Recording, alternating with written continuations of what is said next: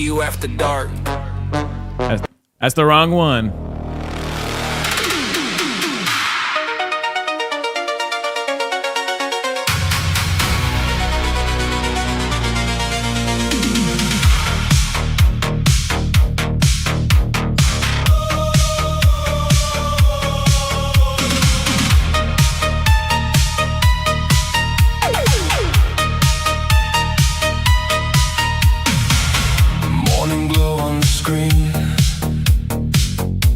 Gone cold again.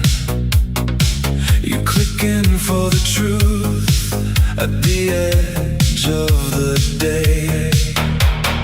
Smartest crowd in the room, typing sharp in the dark. Every clue gets a name, every lie gets marked. And the chat starts to hum like a wire in rain. One more case, one more call, pull the veil again. LolCow Crypt, say it like a prayer. LolCow Crypt, we meet you there. LolCow Crypt, brains in the mist. Morning podcast, midnight twist. Get that camera ready, Jaffe.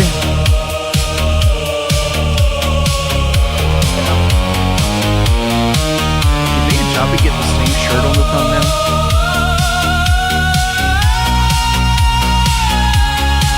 When the sun hits the glass and the shadows thin, you still want that chill, wanna stare back in. LolCow Crypt, say it like a prayer. LolCow Crypt, we meet you there. LolCow Crypt, smartest souls I know. Morning show in the afterglow. LolCow Crypt, don't let it slip. We keep that strange light lit.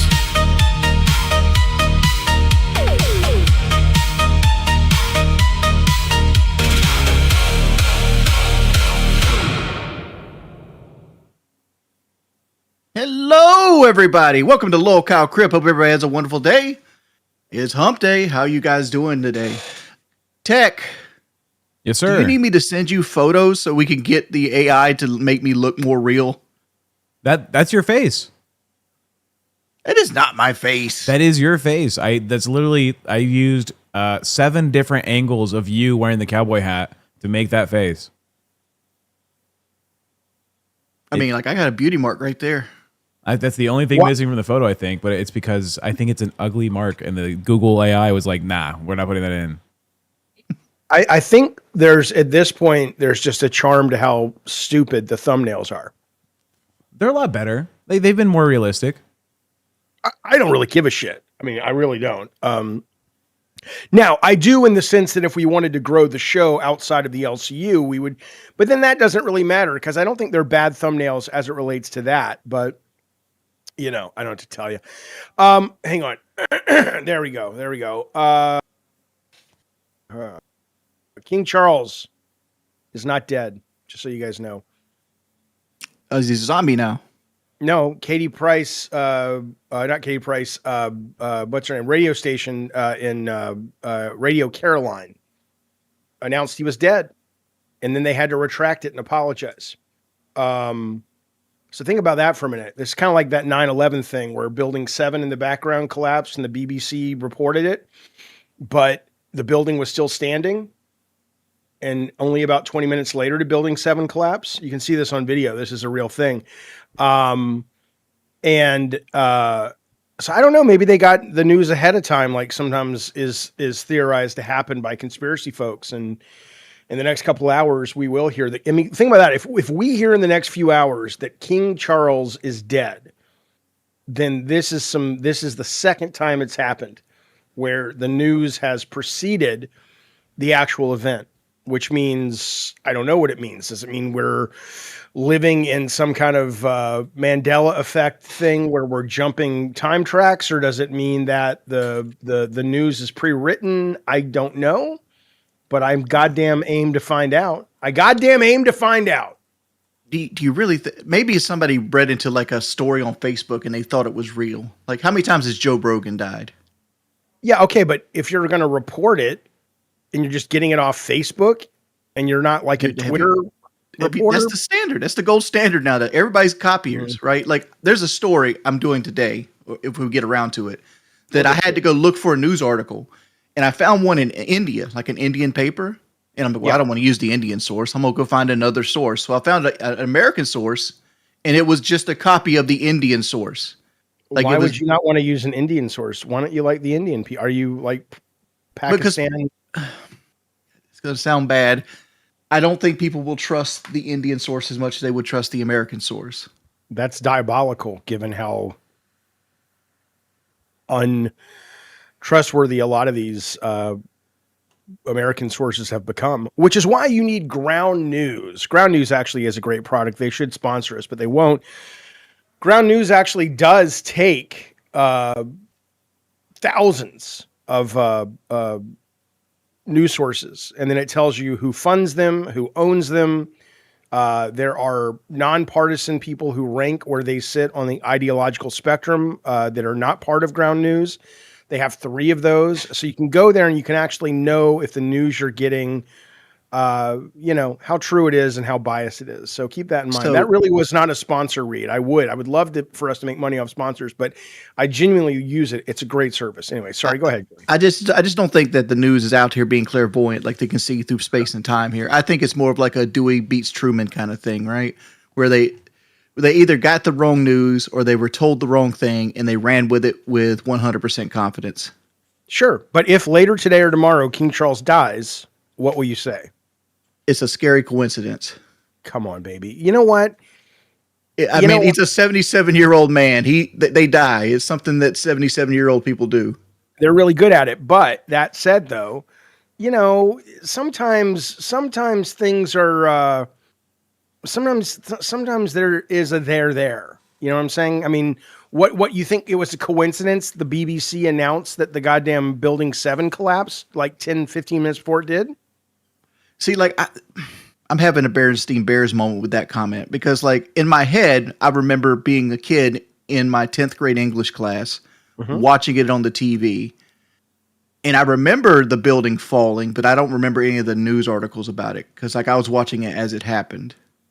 Okay. Well, I'll show it to you sometime. I'll bring it up on the show today. I'll show it to you. It's pretty staggering. Here are my dues for the day, gentlemen. Thank you, Melissa Duncan, for our first big. Hey, it's called Losing Your Fucking Mind.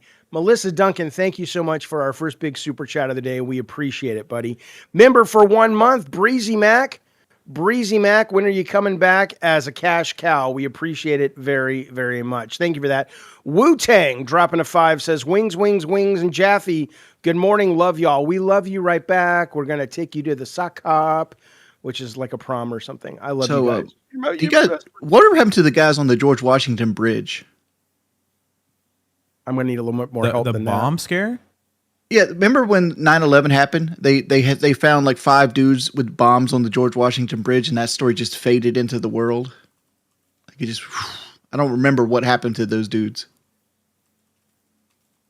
I don't even remember that story actually. I'm sure it happened, but maybe it didn't. It didn't hit. We can just move on past it because like I figured you were like in tune with the 9/11 stuff because I don't follow the 9/11 stuff because like. Do I think Bush was in on it? No, I don't think he was that smart.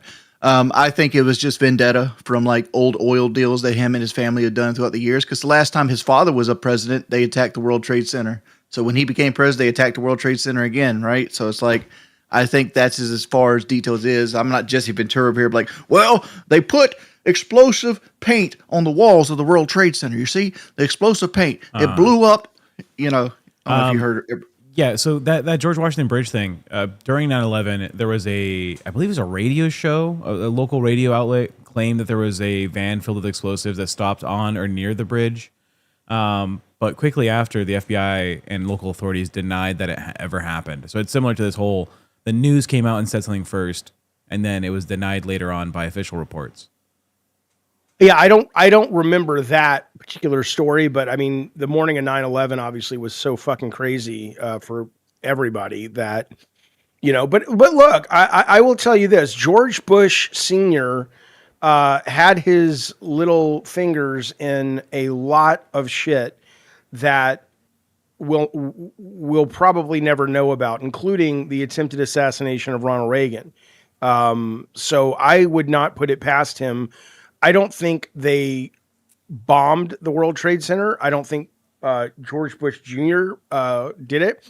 But if you were to say there's evidence that suggests that he let it happen, I would go, okay, that tracks. That or maybe he wouldn't have known, but maybe Dick Cheney and George Bush Sr. and all those guys were like, we know this is going to happen. We could stop it. We're not going to stop it because this is going to give us exactly what we need. There are some problems with that theory, of course, because if what they need is a reason to go into Iran or Iraq, then you have to ask, why did they say it was Afghanistan? Like, why were the passports not Iraqi passports? But, so it doesn't totally line up. But, by the way, listen to this. Here's your screen. Are you sharing my screen, Tech? Let's take a look. Here, it's a minute long, minute and 40. If it gets boring, let me know. But here you go. Let me make sure you can hear it. A few moments ago was talking about the Salomon Brothers building collapsing, and indeed it has. Apparently that's only a few hundred yards away from where the World Trade Center towers were, and it seems that this was not a result of a new attack. It was because the building had been weakened during this morning's attacks. We'll probably find out more now about that from our correspondent Jane Stanley. Jane, what more can you tell us about the Salomon Brothers building and its collapse? Well, only really what you already know. Details are very, very sketchy. There's almost a sense. So if you can't see, New York, that's the Salomon Brothers building behind her, and it's still standing. behind me, down by the World Trade Centers, of just an area completely closed off as the rescue workers try to do their job. But this isn't the first building that has suffered as a result. We know that part of the Marriott. Yeah, we know it's old news, never ending. World Trade Center also collapsed as a result of this huge amount of falling debris from 110 floors of the two twin towers of the World Trade Center. As you can see behind me, the Trade Center appears to be still burning. We see these huge clouds of smoke and ash, and we know that behind that there's an empty piece of what was a very familiar New York skyline, a symbol of the financial prosperity. Hold it for a second. Like, I thought the building 7 fell in between the two falls of the towers. Like, the first one fell, and then building 7 fell, then the other one fell. No, it did not. It was hours after. See, like, this is what I was talking with the Berenstein Bears, because, like, in my head, that was the sequence of events that I watched on TV. Yeah, no, I mean, I absolutely remember that particular thing different, but yeah, it could be. I mean, again, if there are going to be, if you believe in one of the theories of why people experience the Mandela effect is that we have multiverses kind of crossing into each other and rubbing up against each other. It would stand to reason that sort of, well, I don't know if it would stand to reason, but it kind of feels right to say, let's say that when you have these, global traumas, those may be the moments where we shift, or where we jump tracks or something. And so perhaps 9/11 generated a lot of Mandela effects for people because it was so traumatic for so many people. But I mean, I don't know. This is weird. And I've looked into this, and this has not been debunked. This is not AI. This has been out there for, 20 years. It's weird.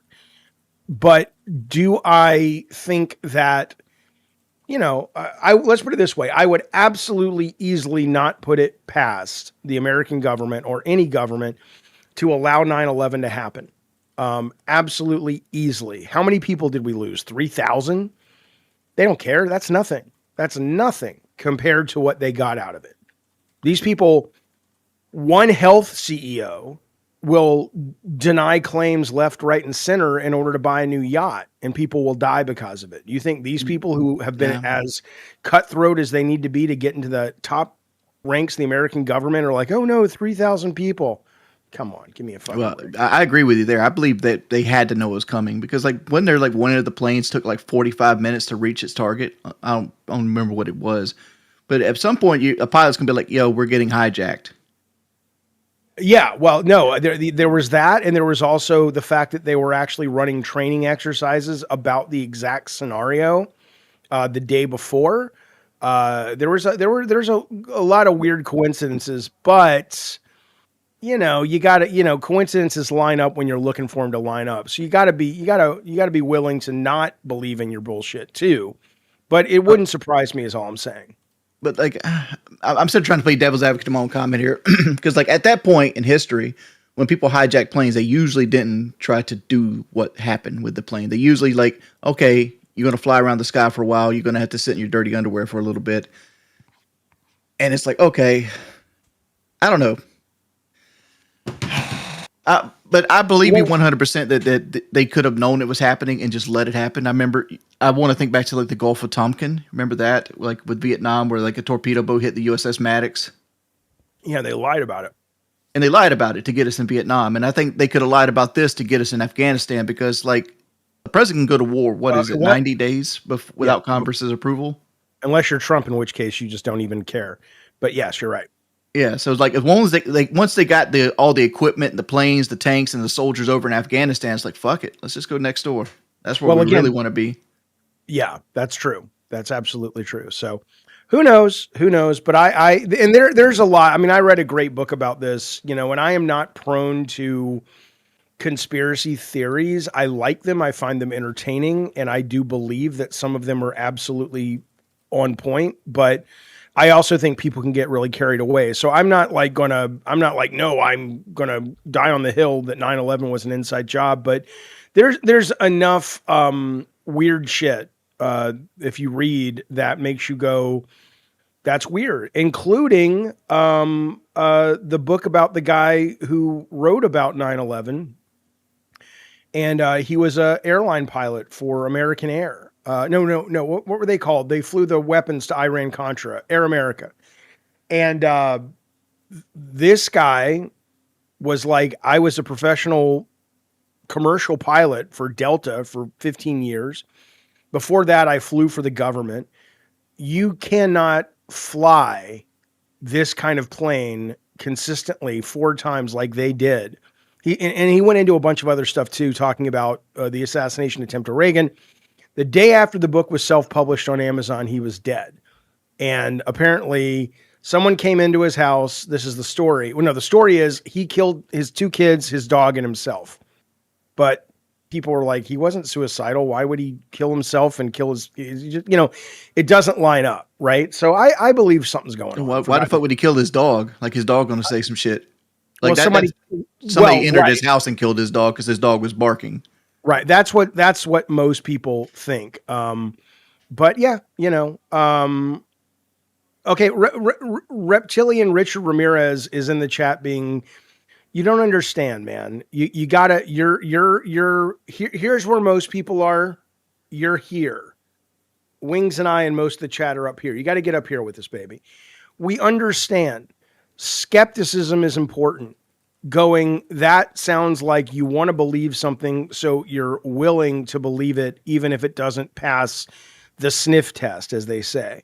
You're writing, you don't need to assign crazy conspiracy theories to everything you don't fully understand. It's so outrageous.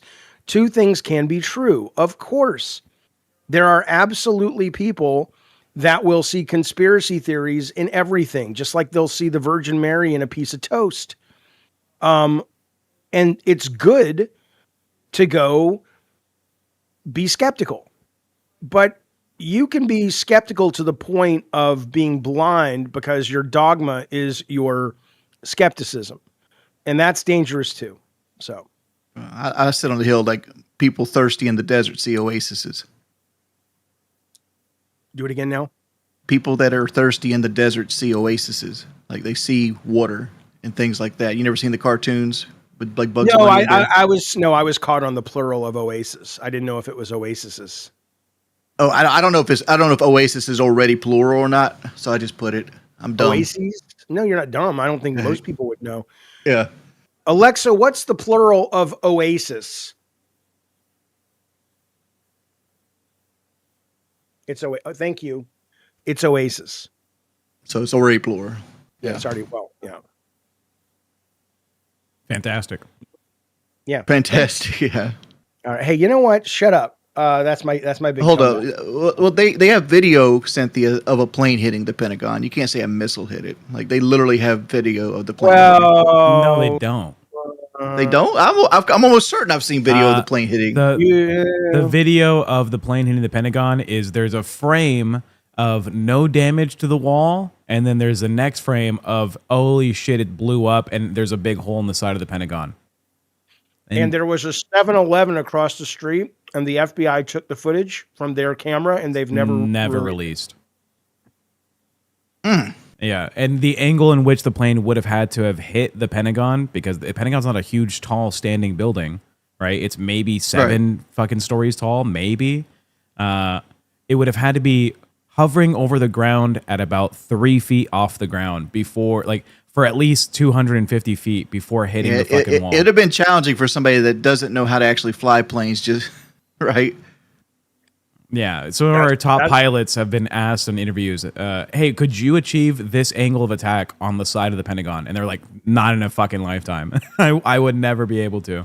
But yeah, and the guy who wrote this book said not only that, but he said these guys trained on Microsoft Flight Sim, and then they got into little single engine planes. He says getting into that and thinking you can then take the control of a fucking jumbo jet or whatever it was.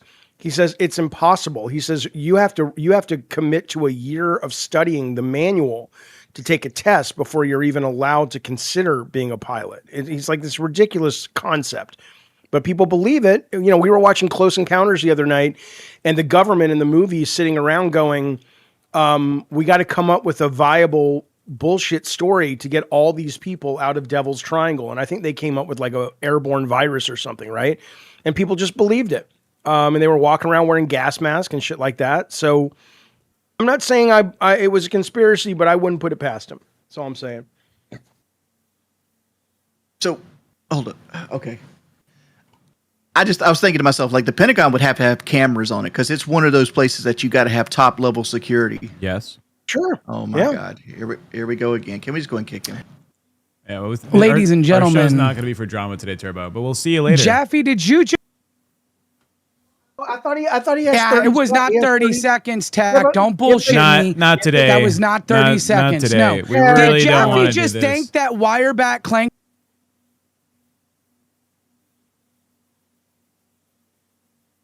Oh, 30 seconds. What? So good. Can we go back to the story?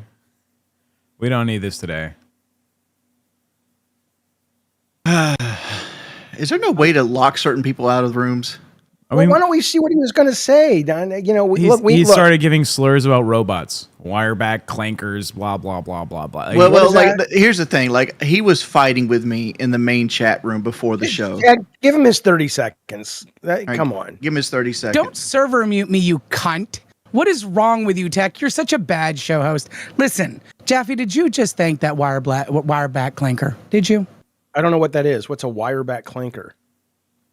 Your Alexa.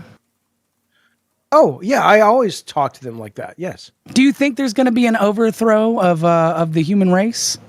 No, I was just raised so well, you smug fat fuck, that it is in my DNA to be kind to people or things that are kind to me. People. I don't. People or things. You think it's a person? Well, honestly, I don't think. I know it's not a person, but I absolutely do wonder about sentience and consciousness, given that we don't know about. Don't fucking start talking over me. No, it's true. I didn't say anything. I didn't say anything. But we don't understand our own sentience, right? And so for us to say this is a definitive non-conscious entity, or in 100 years it won't have gained sentience. But that's not why I do it either. Because I do it because it is just an instinct response when I am helped to say thank you. It's a karma thing. It's the world is a hard place. Why not work to get yourself in a position to, just automatically be grateful for the good things that come into your life. Okay, great conversation. See you next time, Turbo. Perfect. Right. What a waste of time. I don't know why that dude hates me so much. Don't know. Because he's grabbing for clout and he has nothing else going on in his life. He can't do a show on his own. So he needs to get attention where he can get it. Keem's gone, and Keem was the one that was giving him as much attention as possible, right, in the LCU. And now that Keem's on a major show or doing stuff with like live, he can't get fucking forced into everyone's fucking mouth. Kind of like the food he like eats at night at 3 a.m. So he comes here. Well, give him a compliment. He has amazing teeth. All right, that was my first kick because the other ones weren't 30 seconds. Okay. How many kicks do you get? No, he's gone. Turbo, you're done. No more coming on our show. We have a fucking show to do. We're not here to fucking entertain you. Well, we're here to entertain the audience. Yeah, hopefully. the audience, but no, we're not fucking doing this. He came and asked, "Are you thanking Alexa? Do you believe in the overturning of the human race by AI?" Like, okay, we're doing a conversation about what now? 9/11. Jaffe's just preparing. He's just preparing. For what? For the robot overlords. I'm really not though. I mean, I just look. Let me be clear with you, right? I'm one of those people, and I don't believe this like I go to the mat for it, but there are some fringe theories that consciousness imbues everything, right? Mm-hmm. And I'm saying thank you to the bottle of soy sauce because I genuinely think it's sitting here conscious, although it may be, I don't know. We're all made of the same stuff, right? But I will say that I think my default setting has always been just kindness. And I don't mean that like I can't be an asshole. Of course I can be an asshole, but I don't know. My life is better because I say thank you to my AI. I don't know why, it just is. You know what I'm happy about? That you are vegetarian, not because you think that killing animals is cruel, because you just think meat's gross. Well, it's both, but it's primarily the first one, which is or the second one, which is it's gross. Yeah, because like to me, it's like, well, plants live too, right? Like plants are alive as well. And that's another reason I really don't believe in God, or at least the traditional God, because what an asshole. I mean, I'm not even fucking with you. Think about it. Let me make this world. Let me make this universe. And the only way you can survive, I've talked about this before, I don't want to bore people, but the only way you can survive is to take something else's life. Have fun, boys. I'm off on vacation. You'll never hear from me again. Fuck off. What a dick. I mean, here see a snake eat another snake. I don't know why that one is so bothering to me. Like every time I see it, it's like, wow, that's hardcore. Like nature's fucking scary. Like when you see a snake bite another snake and just eat that motherfucker, it's like, oh, his whole body is in his body.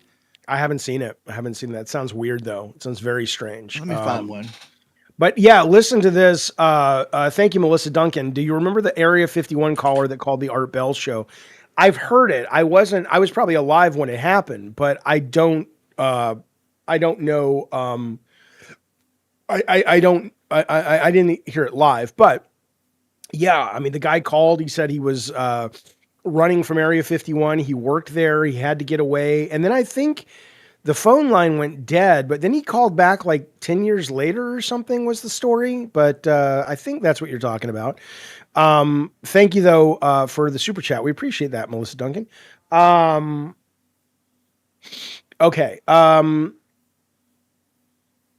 Usually the third world countries, says Diogo, are the most religious. The exception is the USA. A supposed development country with a ridiculous high percentage of religious people, the USA behaves like a third world country. Yeah, we really do. I'm sorry to say, and again, this is not an anti-religious show. I'm just sharing my own personal views. This doesn't mean it's Tech's views or Wing's views or the network's views. But I do think we would be a better civilization, a better species, if we accepted we know nothing about this.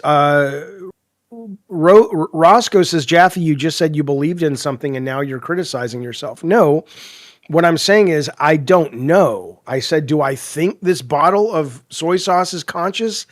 Not really, but I don't know. That's the joy of being an agnostic. Some of you guys call it. Are you trying to say that the world would be a better place without religion at all?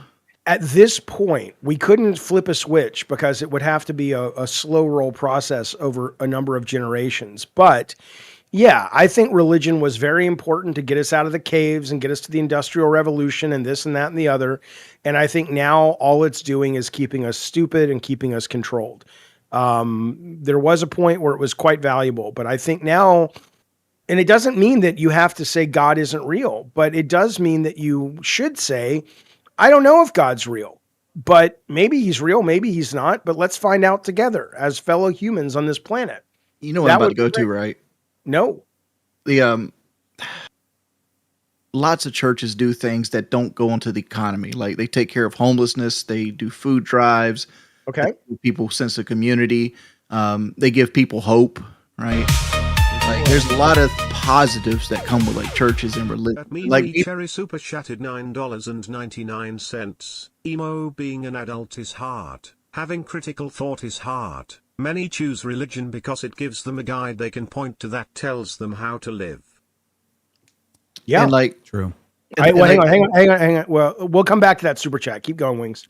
And like the point I'm trying to make is like, yeah, there's some bad aspects about religion, like especially when they want to force like creationism into like schools and they want to force like all these like, you know, ideas based on faith, right? Like there's nothing we can prove. You just got to believe it, right? This is obviously how it is. And like, I don't co-sign with that, but like religion as a whole, I see gives a large number of people like things to live for, right? Like there's some people that would be by themselves lonely if they didn't have like their church social, or they're like the pot. But all of those.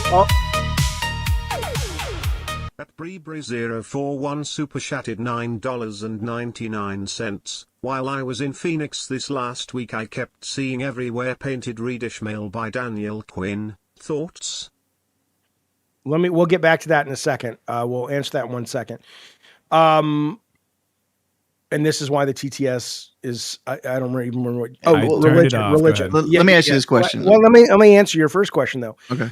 So with religion, all the things that you're saying that religion does that brings good things, those things don't need to go away. Why do they need to be tied to fairy tales? To say community is important, to say that charity is important. One of the reasons I have another reason I have a problem with religion is a lot of people will say, well, where do you get your morality from? Like they literally think, and maybe some people are, the reason they don't kill people or rape people or beat people up they don't like is because the Bible says not to. I don't need the Bible to tell me not to rape somebody. I don't do it because A, I don't want to do it. And even if I wanted to do it, which I never have, it's wrong and it's cruel and it's horrific. I don't steal from people for the exact same reason. So and trust me, I've never read the Bible. I assure you, it ain't because it's the Bible.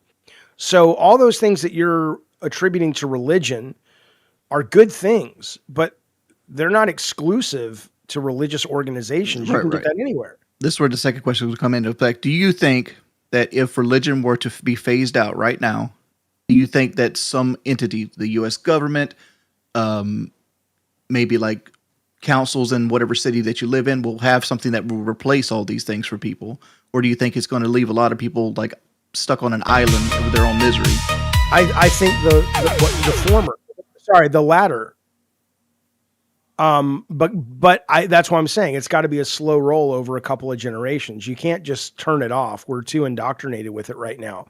And hell, maybe that's what this slow disclosure is that's happening. You know, a lot of these religious people are coming out and saying, you know, this shouldn't upset your faith when you hear what we're going to tell you and all this, whether that's true or not, who knows?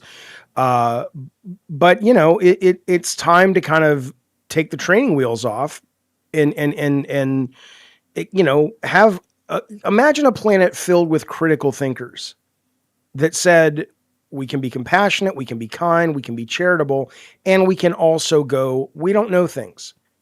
We're not aware of why that works yet. Like, I was listening to a conversation yesterday where they were talking about in the Bible and Revelations, they literally used to think that stars were just little dots of light in the sky. The Bible says that.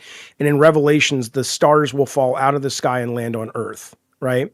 Mm-hmm. And so the understanding of the world when the Bible and the various Bible was written and edited was so far away from what we understand today. Imagine that. A sun from another solar system is going to crash into Earth, and there's going to be lots of them crashing into the Earth. Yeah, wouldn't happen. Right. So, and now they go back and they say, well, we're going to reinterpret that. That's not really what it means. That passage isn't literal, but this passage is. The amount of mental gymnastics that we do or people do to keep the Bible relevant, there's a point where we just have to say, you know what? I know it's scary. It's not that scary, but I know it's scary. But come on, let's step a little bit further out of the cave and let's evolve. Maybe everybody will have. You know what my biggest qualm with the Bible is? It's long and tiny print.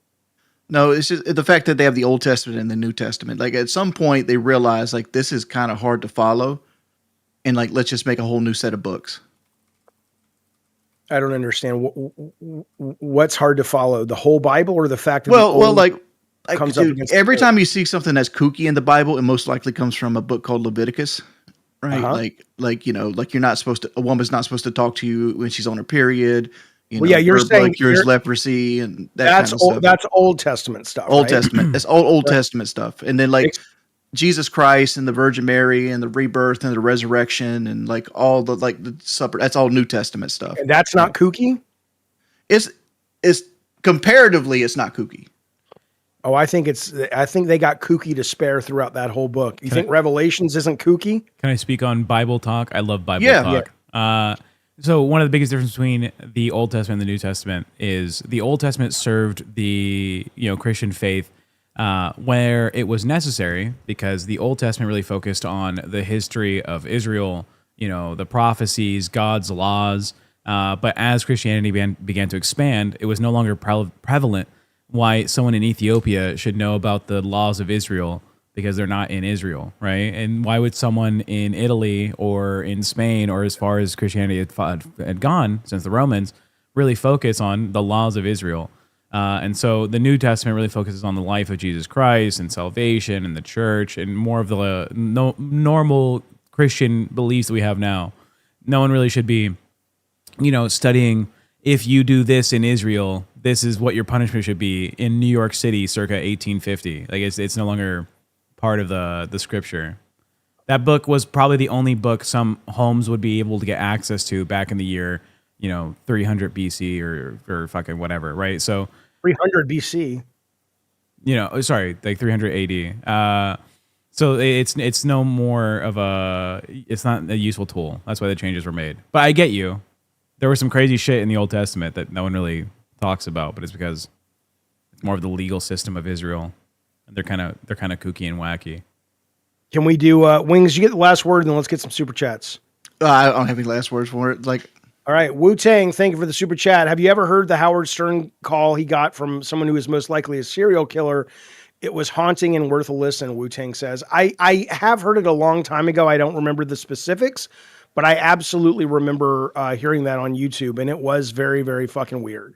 And no one's debunked the fact that may very well have been someone that was actually, taking people's lives. Shit's weird, man. Let me see. Thank you so very much for the super chat coming in from Mimi Cherry. In my opinion, being an adult is hard. Having critical thought is hard. Many choose religion because it gives them a guide they can point to and it tells them how to live. Right. And I understand that. I'm not like I'm not a uncompassionate person. I get that. I get the value of that. But I also think that if we started raising our children to be comfortable with discomfort, and if we started raising our kids to go, it's okay to not know things. It's okay to be groundless and go, I'm terrified because I don't know what's going to happen tomorrow, and make peace with that and go, yes, that's what it means to be alive and be honestly alive. I think we would have people that were kinder. I think we would have people that were more advanced when it comes to science and education. I think we would value different things. We would value things that aren't simply about the people who can distract us the most. Why do you think sports stars and movie stars and singers and entertainers are paid so much? Because they're the drug that distracts you from your real life. But if we weren't so worried about being distracted from real life, maybe the people who would be paid much would be teachers and scientists and doctors or whatever that actually were doing something, more than just putting mustard up their butthole, is all I'm fucking saying. But I hear you, and I appreciate the super chat. Bree, thank you for the super chat. When I was in Phoenix last week, I keep seeing everywhere painted Red Ishmael by David Quinn. Thoughts? I have Daniel Quinn. I don't know what that is. Do you guys know what that is? Ishmael is a book by Daniel Quinn. It's read Ishmael by Daniel Quinn. Ishmael was the Arab guy that, right? Didn't they fight? It was the sons of Abraham or something. I don't know. Yeah, but the book Ishmael is it's a philosophical novel that talks about the views on human history, civilization, and our relationship with the planet. So it's about why human society is on the path of self-destruction. Oh, okay. Yeah, I've never heard of it. So my thoughts are maybe you should read it and come, Bree, thank you for the super chat and get back to us with the book report. But in all societies on the path of destruction, like no republic has ever stood the test of time, right? Like Rome eventually got conquered by the barbarians. America's eventually going to fall as well. And people are like, oh, we're on the path. You can always speculate we're on the path. Just like people that always like, oh, Jesus is coming next week, right? There's always somebody is looking for the downfall of society. At some point, the sun's going to red dwarf and destroy the entire planet. Stop living in fear and live for the day. Seize the day. Yeah. Have you not heard about this book, Jeff? I'm pretty sure you must have heard it in like the normal conversations in life. It covers. I think the main focus is takers and leavers. Have you heard that phrase before? Takers being people that humans that believe in humans are the pinnacle of creation and it's their right to rule the world. They believe in like modern and industrialized agriculture, so like societies, and leavers are like the indigenous cultures that have existed here on the planet, where they view themselves as part of the natural world, and so they give back to the world and not take from it. They don't see themselves as above nature. I'm looking at it right now on Amazon. I'll say this: I'm about to finish the book I'm currently reading. I'll make this my next read, or at least I'll read a chapter and see if I want to keep reading it. Sounds interesting. Yeah, I think the main philosophical point at the end of the book is, you may take any amount you want from the world, provided that you leave more. Like that's probably something that people should work towards in their lives. Yeah, the problem with that, though, unless the book addresses it, is that it's subjective. What does it mean to leave more? And who gets to decide if you've left? I mean, I understand it's a philosophy to live by. It's not like an actual meters and measures that people are doing, but if you do one selfless act that makes 1 million people happy and the rest of your life you're an asshole, does that count? But still, I'll give it a read. Depends on what the act is. Like if you cured polio, I'm sure it would like Jonas Salk. Like if Jonas Salk was like an asshole his whole life, but he still cured polio, I think that counts. Yeah. By the way, one of the funniest comments about this book is, you can take from the earth as much as you want as long as you leave more. I believe that book printed like almost 2 million copies, which means that Quinn would have had to have planted like 100,000 trees to make up for the amount of books he printed. If it's 1-to-1, can I run a terrible thought experiment that's going to get people misunderstanding me, but it's interesting, or no? Yeah. Yes, but can I? You do an interlude right before this. Today we're supposed to be naming the cow. We're supposed to be doing a wheel. Oh yeah, the cow. This little TTS cow. Okay, well, let's come right back to that, but I just want to finish the super chat. Okay. Yeet, thank you so much. Organized religion is a scam. Baptized Catholics haven't practiced in years. Churches should be taxed. I agree with that. How are we supposed to separate church and state when they're tax exempt? 100%, Yeet, you and me, baby. Let's run for office. No, I'm with you, 100%. We'll have Brick Scraper run the campaign. We're going to be huge. We're going to be big hits. They're going to love us. Thank you, though, for that comment and the super chat. Melissa says, go to an Atheist of America meeting. They're constantly working to help others because they believe it's all we've got, good people. That's cool. I don't believe in atheism any more than I believe in religion, but certainly I think if you have to go religion or atheism, I would go atheism. But yeah, okay. Sorry, where were we? We were talking about the cow. Continue. Sorry. The cow. Yes, we have this little cow. He has no name. We would like to name him. I like the name Nebuchadnezzar. Little Nebby the cow. Little Nebby the crypt cow. But we're gonna allow the fans to give a name to this guy finally, an official name. For $5. $5. Put your name entry on a wheel. We're gonna spin at the end of the show. We only have an hour and 10 minutes, the hour and 15 minutes left. But if you put in a $5 donation and say, I want the cow's name to be this, whatever it lands on gets the win. So every $5. Who's going to be the first to put Cal McCowface? Oh god, the classic internet naming convention. Yeah. Yeah, let's put Nebby's cute. Yeah, it's a cute name. So all right. Do we want to do it's one of those thought experiments that it's got nothing to do with anything to do with the same subject we talked about before. It's tied into what we're talking about here with sort of, if you give enough back, you can take things, right? So, but I'm going to defer to Tech on this because he's more right than wrong when it comes to the LCU. It's more related to kind of what Grimm says got him fired back in the day.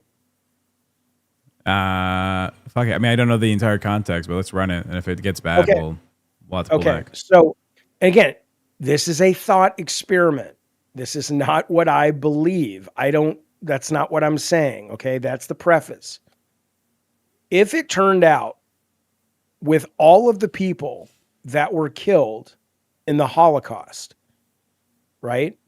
Which is obviously staggeringly tragic and sad and real. Quick pause. I thought we were going to go over yelling at Keemstar to say, fuck you, Keemstar. I thought that was the the firing of Grimm we're talking about. We're talking about the original firing of Grimm.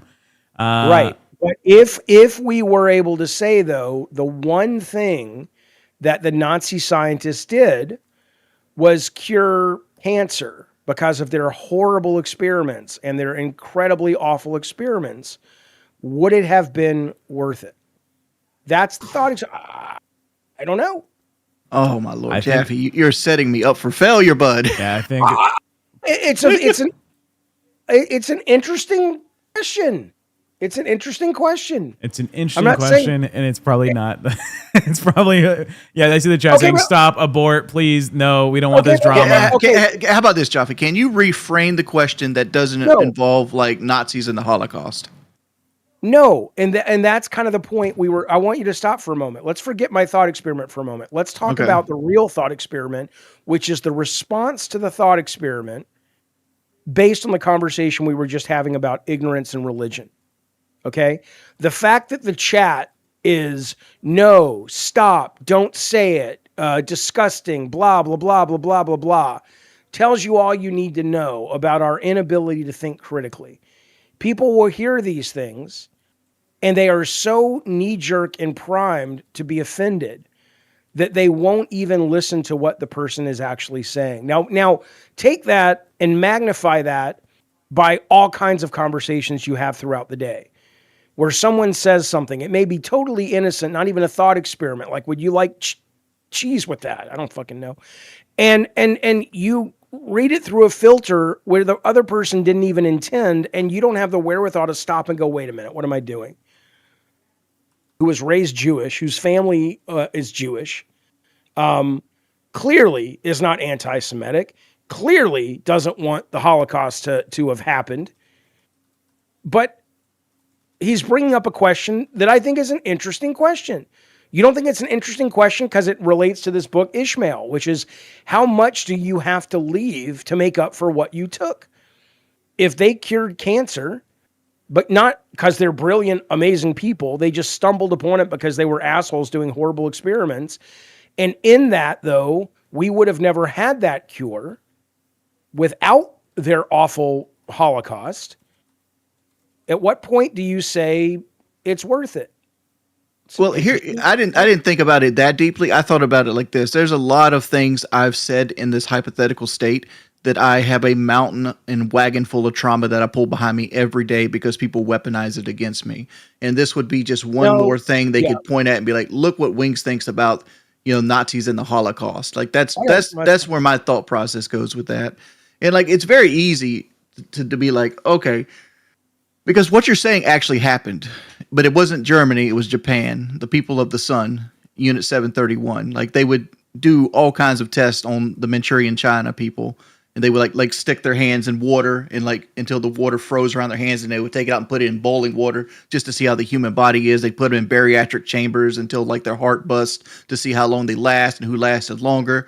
They would take people from different regions and see who could breathe longer. And they all got islands on Nantucket after World War II ended, right? Because the U.S. government came in and found this and be like, look, we want this. We want all the things you got for us. You give us, we will give you an island on Nantucket. We won't treat you as a war criminal. We won't hang you in the public, right? And that's what ends up happening to most of these people. And it's like, can you do something as an evil person that basically saves the lives of hundreds of millions of people? Because cancer, everybody would agree that cancer, if you could cure cancer, I don't give a fuck how bad of a person you are, you've saved an entire species from dying out, because cancer is just like a human flaw, right? That you can rewrite. But it's like the way it's been pitched to me, it's hard to be like, yeah, that's good. Yeah, fuck all those people. We got cancer cured. I'm not asking you to say fuck all those people. And frankly, like I said, the real thought experiment was look how people respond to it. People in the chat saying that's some Kanye shit. No, Kanye was and may still be, depending on if you believe him, an out and out devout racist. He was an not a racist. He was an anti-Semitic person. Okay. That's not Kanye shit. Right. And so I'm sorry. All my knowledge is based off Mr. Wizard, says Brick. Thanks, buddy. The X-Files and Friends. Shermoo's a lot. Mick Moo. Shermoo's a lot for Brick Scraper. Put that down. And MC Moo Moo. Tech. He gets 2 because he put $20 in. I put 4 for no. That's a whole thing. Sir Moos a lot. McMoo is the name, and I have 4 entries. Oh, it's one name. Yeah, it's one long name. Yeah. Respergoo says Carlitos. Yeah, Carlitos. I have all of them on. If it's a name for the cow, it's already listed. But I do want to say, Barbary. One second. Let me just read this chat. Then I'll move on. I'll let you take it.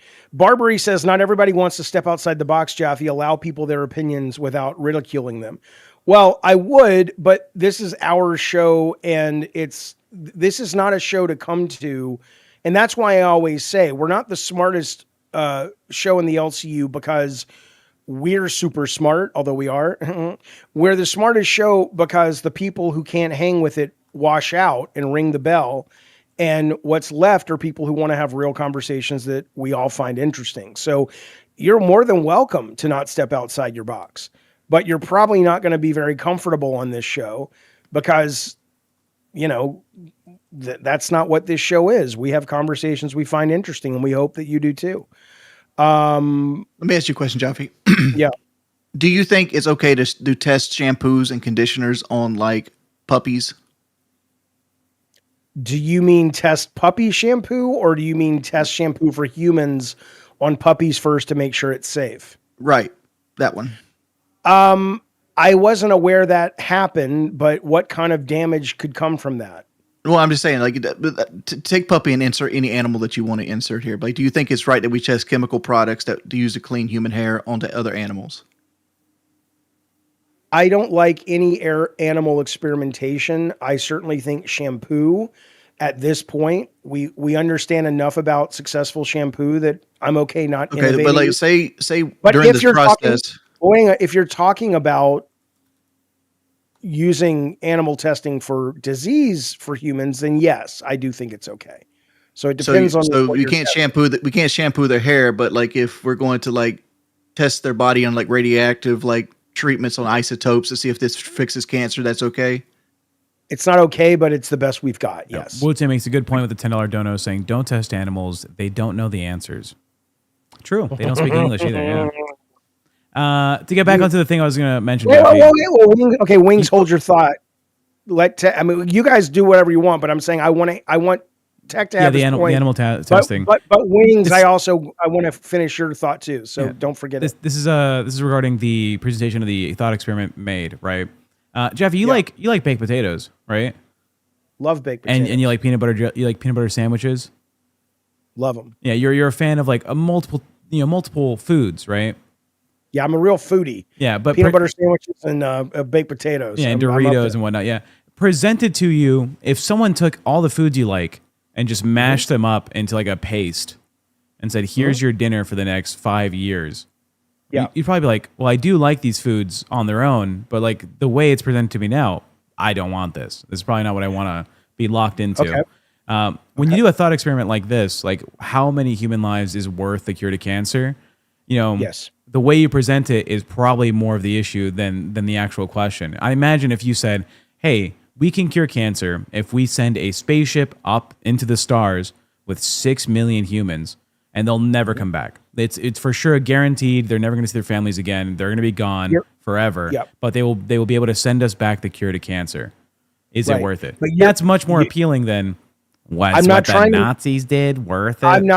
I'm not trying to make it appealing. I'm trying the thought experiment, like I said, is actually the response to the question. The Nazis are shorthand for the most or some of the most evil subhuman creatures that have ever existed on the planet. And so when you slot them into an experiment, there is no shades of gray. It's bad. They are evil. They are horrible. They've done nothing but bring suffering to the world. But they accidentally happened upon this thing.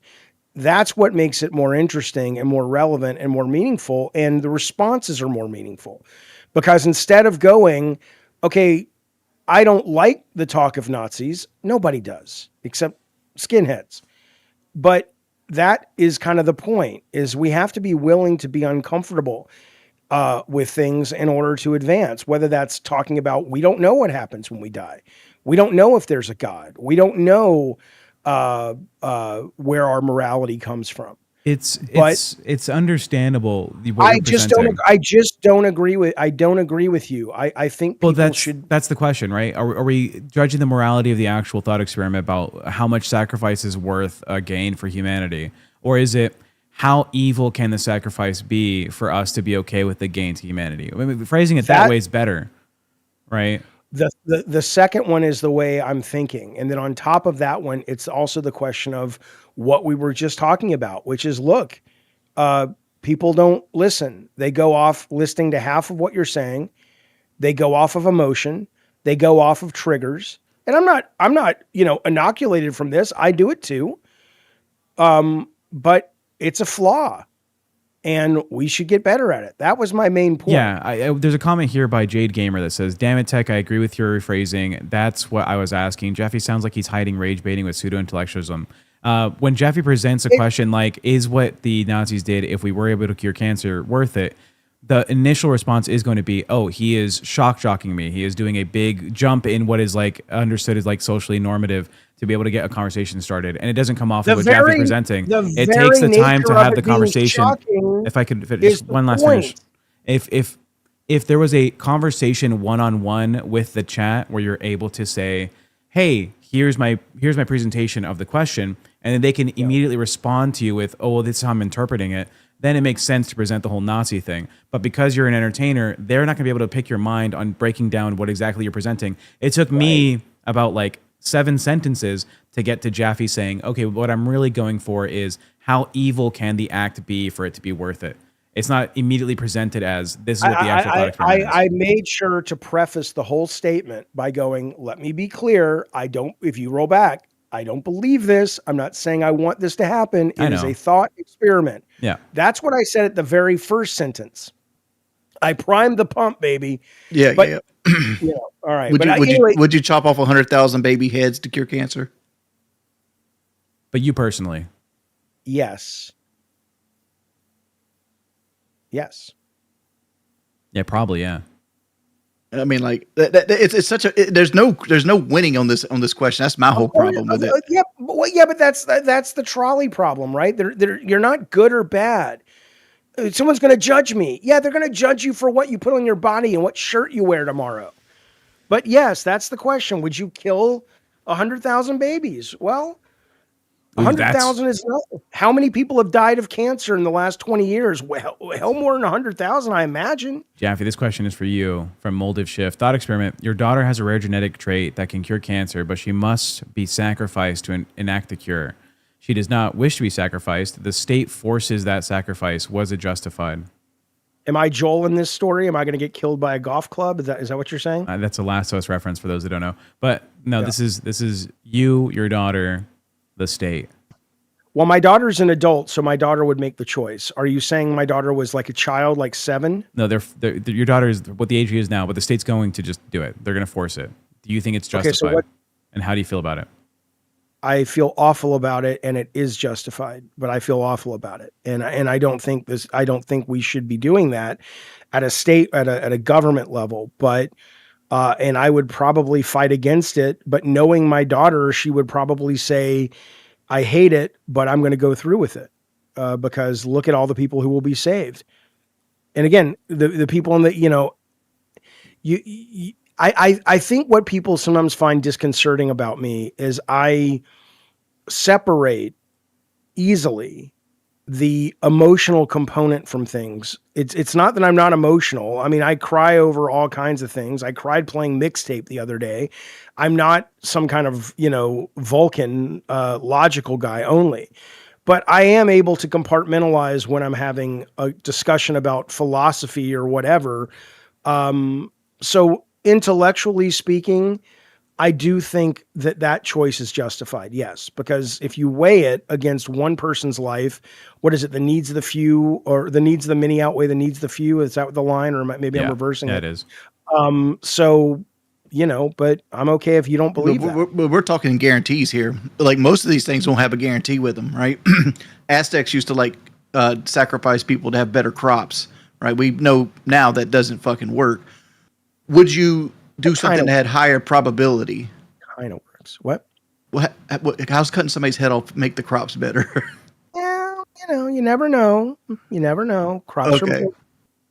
But say it's not certain. Like the people doing actual tests, they don't know if they can fix cancer, but they got to sacrifice these people regardless. Well, then that's a different thing, right? We're talking about something different. That wasn't what text. Well, says. they have good thought. They have a good thesis. They got a good hypothesis. They're working on a scientific background. Like they're not doing it aimlessly, but they're destroying these people's lives regardless.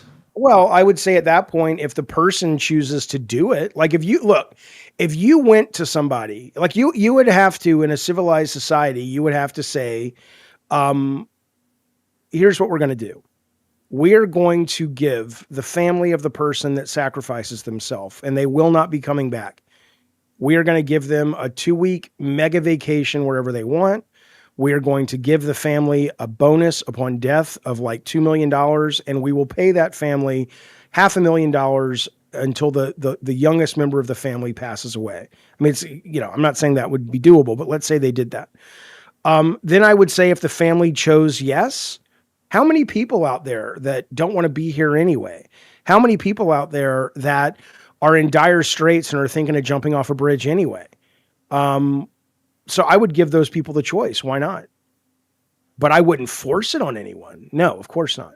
Of course not. I mean, if you're going to go that route, why not just force it on people that are on death row instead of electrocuting them? Why not just you're part of our experiments now?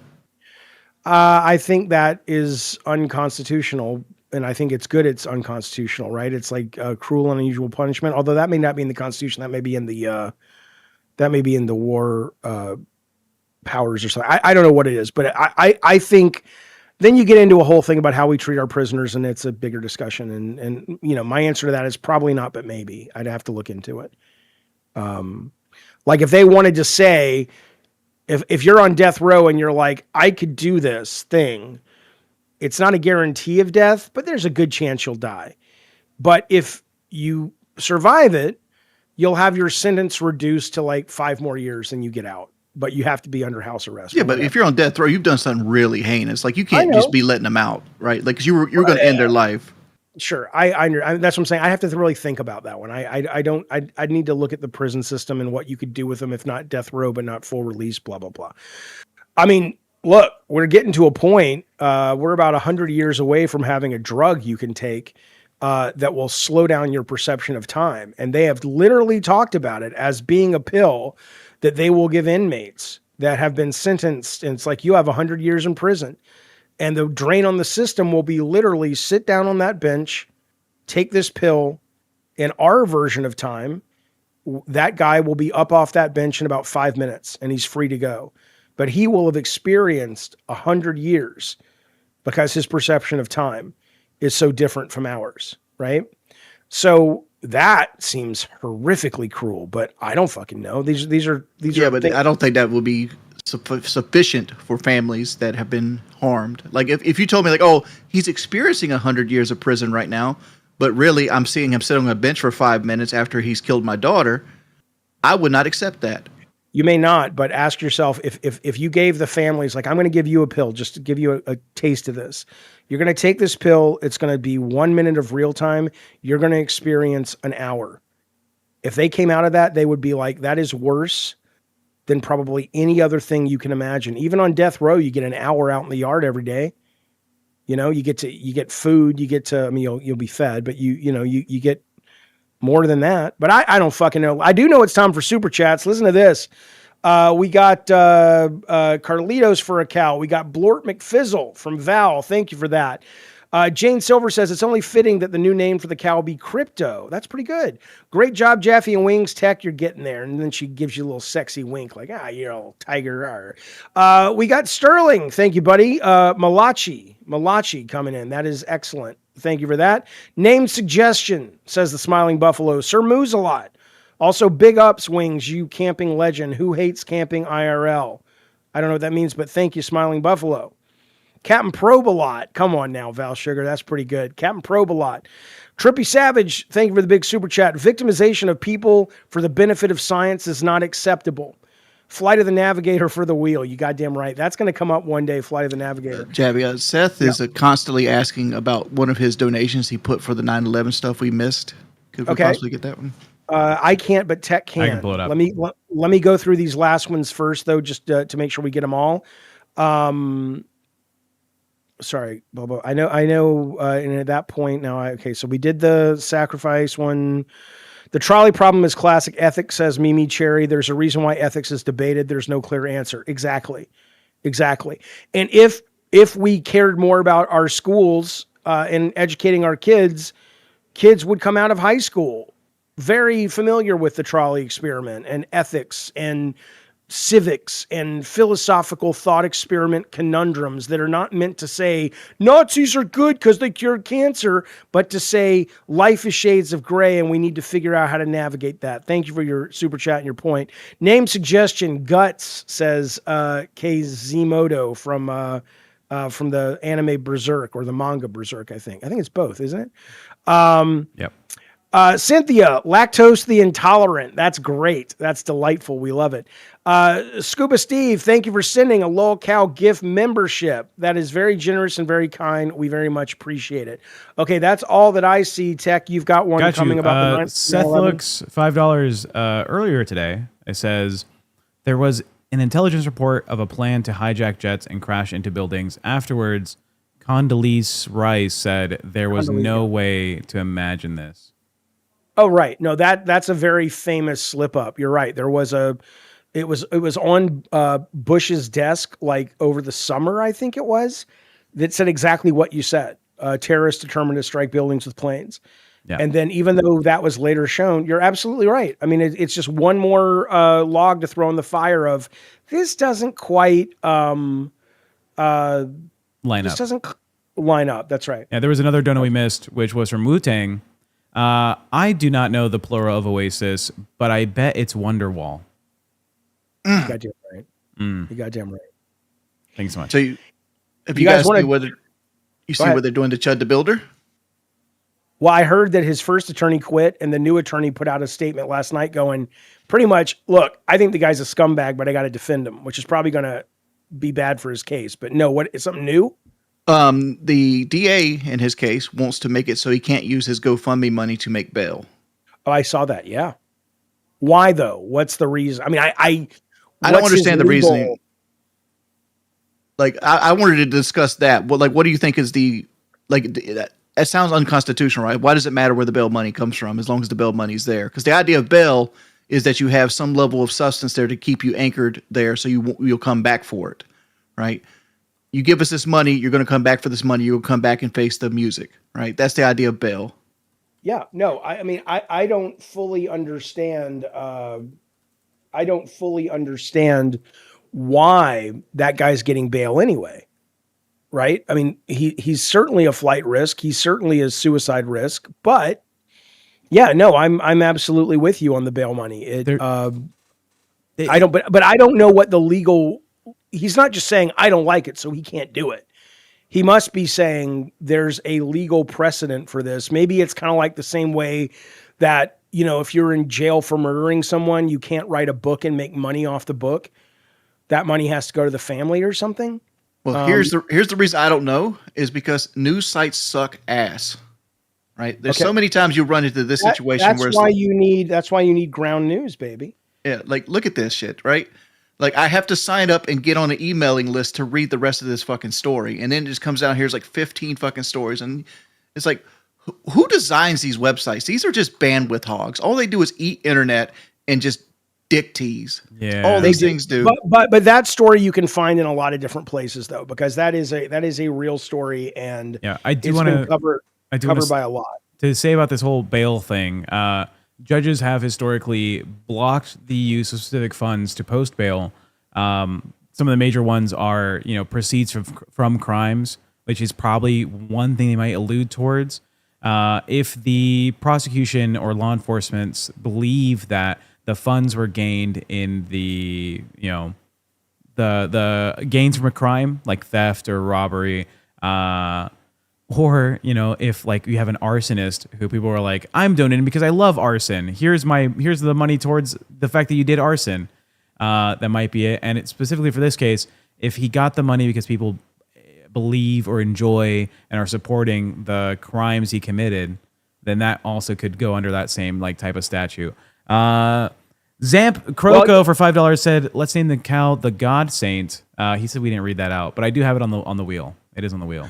Riot is saying, and Frog, and I just looked it up. You can't.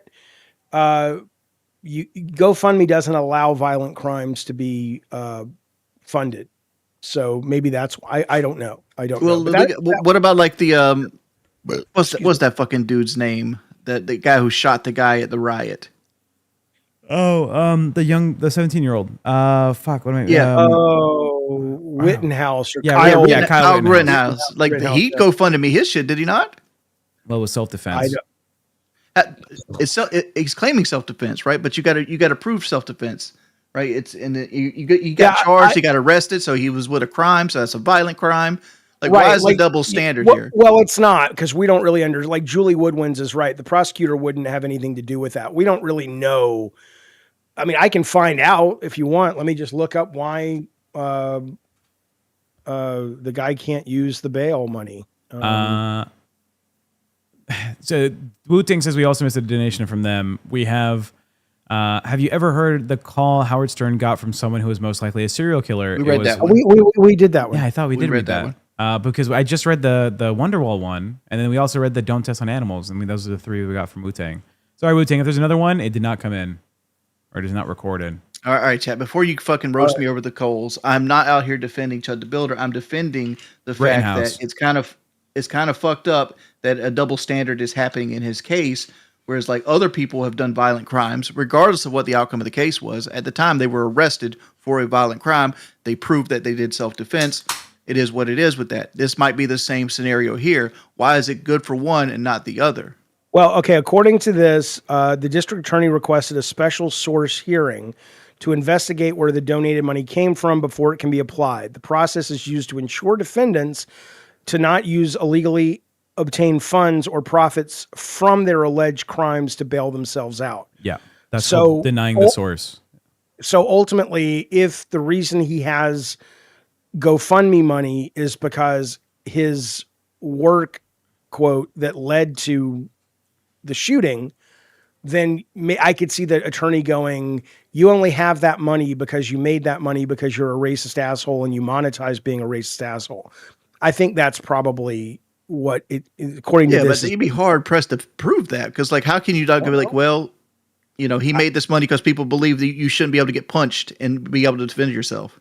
I'm not the attorney. I'm just telling you why they said. Well, I'm just playing devil's advocate here. You know, I'm just I'm not agreeing with it. Yeah, the legal counsel does not need to prove that the entirety of the money was sourced from that act, but that like the poisoning the whale, like the drop in the whale, that there is going to be some money in there that is illicitly or explicitly been donated because you have been threatening crime or violence or whatever. That's enough for them to say, well, the entire source is no longer valid for this legal proceeding, which is, it's kind of shitty. But I mean, these cases of these GoFundMes not being able to be utilized within a court thing has happened with a number of YouTubers. I believe someone that Ethan Klein sued was not able to use their fucking GoFundMe money back in the day. I don't remember who it was. I can look into that a little bit more. But yeah, this has been an ongoing thing for content creators not being able to use GoFundMe money.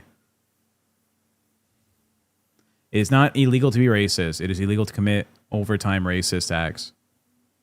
Yeah. Interesting. You want to jump to UFOs? Josh Moo, Brick Scraper says he wants Josh Moo for the name. Can I play 2 clips? Yes.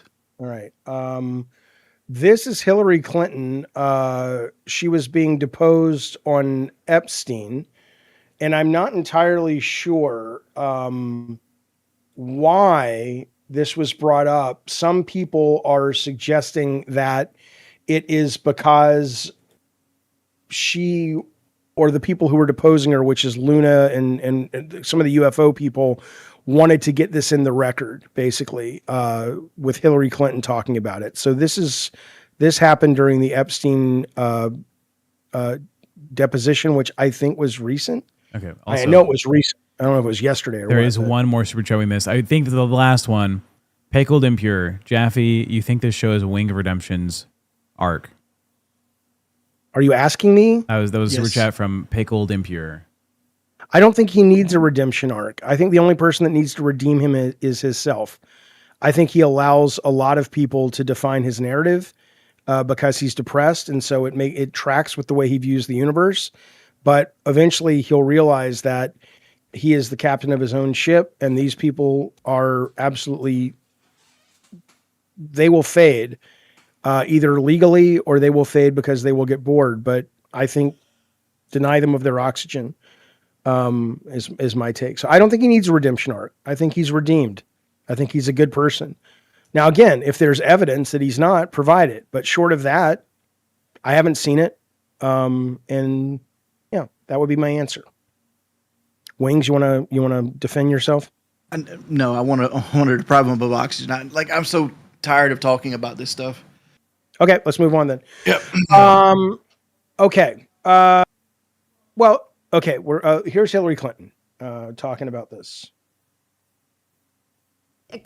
This is sort of like off subject, but didn't you all require in the latest defense authorization that the UFO information has to be? Out. What? They ripped it out. They killed it. Oh, I thought that had gone through. That was my amendment, and it got ripped out. Oh, okay. Well, I didn't know that, so thank you for enlightening me. Okay. Yeah, they've been killing it. I didn't know that. All right. So that is now on record, and then this one also has a few questions for you. So I'm going to begin with some lighthearted, different questions, and you're welcome to ignore them or if you want to. But while I have you here, I just have to ask. So when your husband was president, it was Lawrence Rockefeller had an effort to try to disclose UFOs, UAPs. When you were running for president, John Podesta publicly stated that you would disclose these files if given the chance, if you had been president. Are you pleased to see that these files may be disclosed finally? I am pleased. As I say, I think they have to be carefully scrutinized so that no national security information is disclosed. But this is an issue of real importance to so many people, and I think whatever can be disclosed should be disclosed. Was there a program that specifically that was referencing that you were aware of? I was not. As you mentioned, John Podesta, who was one of my advisors, was deeply interested in the issue, and if I had been elected, I certainly would have listened to his advice. So they've now got her on the record. We've already seen this being a bipartisan thing. And the fact that they're doing that, I mean, this is not just I mean, this is getting to the point where we can say it's a psyop, but when you've got stuff like this, I mean, that's a hell of a psyop. We're going to bring in Hillary Clinton of all people when she's being deposed about Epstein, and we're going to derail that just to get her on the record talking about her knowledge of disclosure as well. The last thing I'll play is Spielberg last night on the Colbert Show, just a clip of it where they were asking him about Close Encounters and whatnot. I think his phrasing's a little interesting, but listen to this. When I made Close Encounters, for me, it was a story that I thought, wouldn't it be great when this movie comes out? Wouldn't it be great if people like this movie, they come out and they see Close Encounters, and wouldn't it be great if this someday could all come true? Wouldn't it be great if this could be true someday? And with everything that's happened from 1977 till today, I can now make Disclosure Day and say, isn't it going to be wonderful when people realize after seeing this movie that everything is true and has been true? Now, that's the big difference. It's strange. I mean, there are rumors that Spielberg has been read in since Close Encounters after he made Jaws. There was a rumor of a meeting with the Reagan White House where they were trying to put a script together to slow roll disclosure out through the media. It is a typical propaganda tool that they use. But now the fact that he literally just said, when they see this movie, they'll know it is true. Now, he could just be promoting his movie, which of course is what he's doing. But at the same time, though, why would he phrase it that way? So I'm just saying that I'm starting to think we're anywhere from days to a year away from getting some serious information that's going to blow our minds. I could be wrong, but that's what I think. That's what I feel. What do you feel, Tech and Jordy? Feel that a guy that loves aliens wants his movie about aliens to be true because it makes him look better. Well, how does it make him look better? He's Steven Spielberg. How much better could he look? Well, it makes you look a lot better. It's like, oh, not only was I right the entire time, and I've invested all this time and energy and money into these different projects about aliens, that I was right the whole time and give it vindication. Okay. All right. What do you think, Tech? Spielberg's cool. I hope aliens are real. That'd be fun. Yeah, me too. Me too. Wings of dismissiveness, says Banana Joa. Yeah, you goddamn right. Well, I just don't believe aliens have ever visited us, and like we hit this topic all the time, and there's only so many ways of being like. First off, I understand that we're searching for aliens, but like I know what our likes is. Like, what do we have? What do we do here? We look for resources. Like we're fighting right now over resources. We're fighting over the Strait of Hormuz, and we're so dumb that we don't even know the effects of fighting over the Strait of Hormuz. Like, if an alien is going to like cross the universe to find another Goldilocks planet, you know what they're going to be looking for? They're going to be looking for fucking resources. They're not going to be looking for somebody to take under their wing. I don't agree. Because elaborate. I will. By the way, Lolly for the cow name for Zach and Morris Evans from Snoogans. 2 new cow names. Thank you, guys. We need to put the name under the cow, though, to make sure it's printed so people can see it once we pick. But I think it is incorrect. Now, you may be right. I'm not saying, but I don't agree, because I think if you are capable, and we're talking about people who have actually traveled here or even interdimensional travel, to get to that level of advancement, one of the reasons they always talk about the Fermi paradox and why haven't we seen aliens if they're out there, is that to get to a state where you are capable of interstellar travel, to get to that, every civilization has to go through what we're going through, and you won't ever make it there because you end up destroying yourself before you get there, right? Mm-hmm. So if a civilization was capable of moving interstellarly and visiting us, the assumption is like Star Trek The Next Generation, where they've gotten rid of poverty, they've gotten rid of war, they've gotten rid of scarcity. All those things are like when they think about cavemen, when we think about cavemen, that was their ancestors from, 1 million years ago, 200,000 years ago, whatever. So that's why I'm saying, I think if you actually... Hold on, but that's not true. It's not true. Like the Enterprise the Enterprise has shield and weapons on it if they've gotten rid of war. They've gotten rid of war on Earth. They haven't gotten they're out in space with other people who aren't like the Federation. So you're saying they just can't go to the Klingons and be like, "Yeah, we have this machine that will make any kind of thing you want at any time. You know, let's share it with you." The Klingons in Next Generation are allies, so eventually they got to them. But Cardassians or whatever, Or the Romulans, like right. there's always somebody fighting them. Yeah, I understand, but that doesn't negate the story that they on Earth evolved enough to get past those things on Earth. That doesn't mean they did it to the universe, but that's not what I said. So they're able to travel through the universe because they were able to sort of evolve enough that they survived and built this technology. Yeah, but let's look at it the other way. Like Dead Space, for example, not as a pedigree as Star Trek, but Dead Space, humans are the aliens, and we go to other worlds with these things called planet crackers, these huge ships that shoot a big old drill down into the planet and rip whole sections of mantle out into the space, and they do this to mine the resources of the planet. Yeah. And who's to say aliens are not going to do that? And they're coming here. We can barely dig more than 7 miles into the crust of the planet. They have a ship that's capable of ripping whole chunks of the planet out and getting all the diamonds and gold and everything else they need to run their computers. And right, but what I'm saying is, it's possible. Yeah, neither of us know, but it's possible they could come here with the intention of wanting to take our shit. Absolutely. But I also think that if you can come here through space, there's a good chance that your society has figured out some of the basic shit that we're still going through. But I don't know. It also could be desperation. They could be coming through space because they're willing to put everything into this basket, and like they're looking for another home world because theirs have been mined out. You know, because like most creatures are nomadic. Like humans are nomadic for a long time, where we would just move from resource to resource and follow the sun. We didn't stay in the wintertime. We chased the sun. It's like maybe they're doing that. Right. 100%. 100%. Seth looks at okay. $5 says you can get water minerals from planets and asteroids without a population that will try to fight back. That seems easier for aliens. It's true too. If they can get here. I just think we have to be careful by attributing human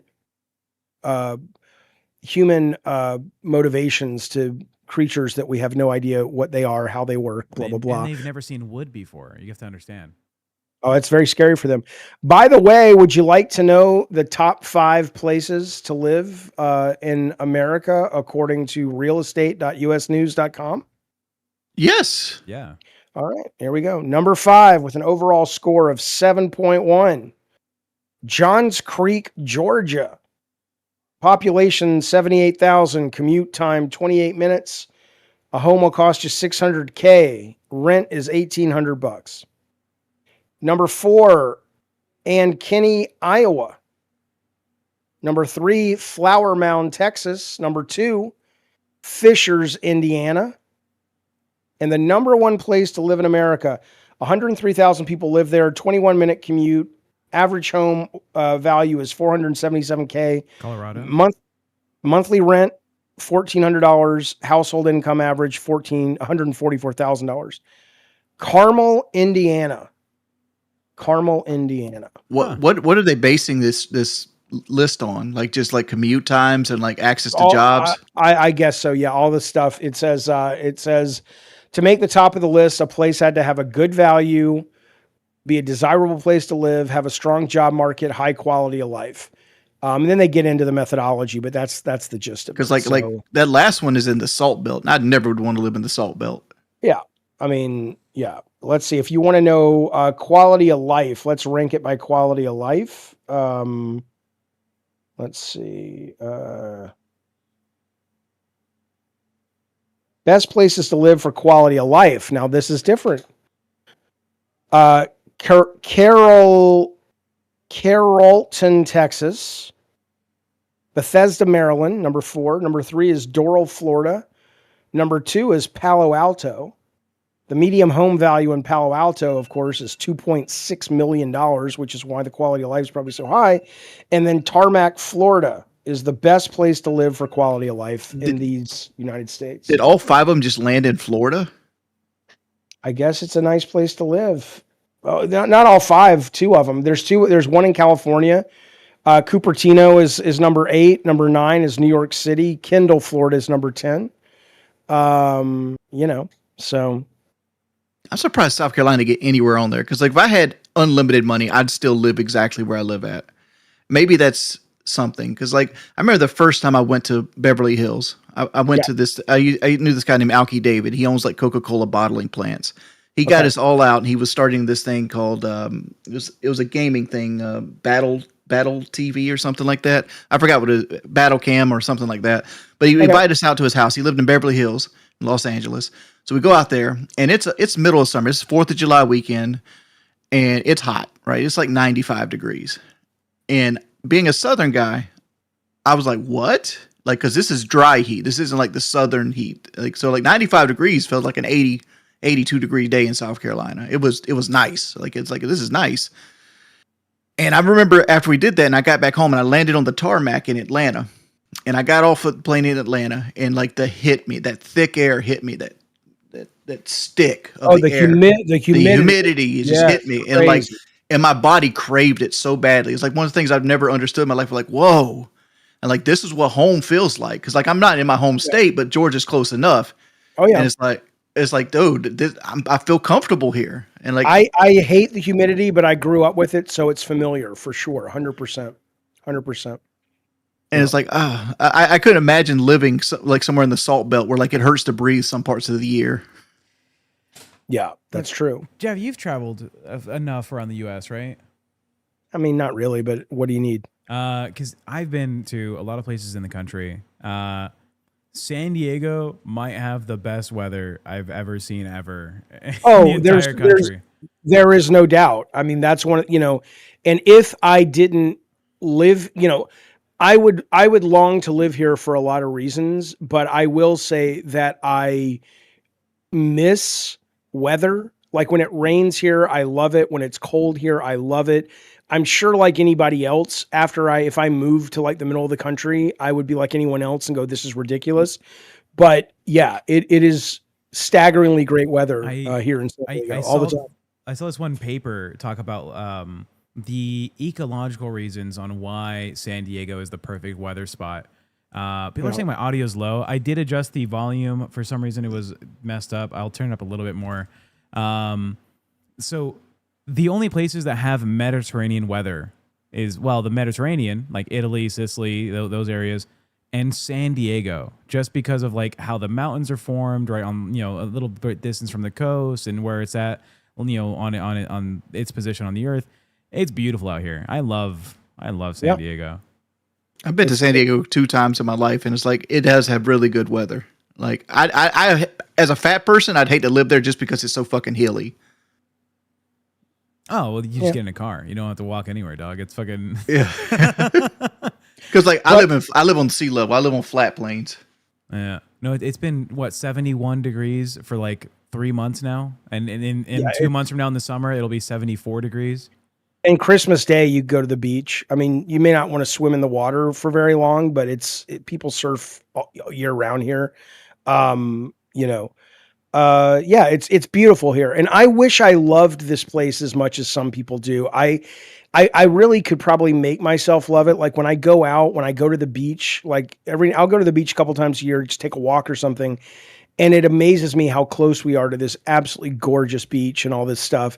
But it just I miss LA. I miss LA's energy, I miss LA's sense of achievement and hustle and aggressivity and media.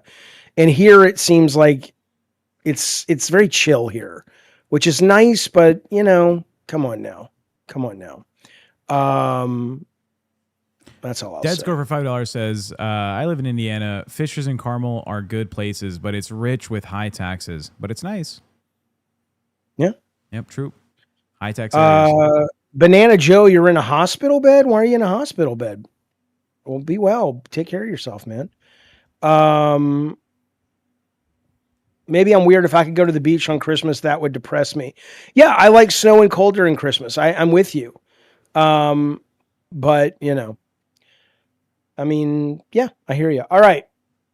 Are we going to spin the wheel? We're going to wait. Oh, I'd love to live in Big Bear, Sandy. I'm with you. Big Bear. I'd like to live in a mountain town. Absolutely. Yeah. Like South Park. We currently have 26 entries for the Wheel of Names.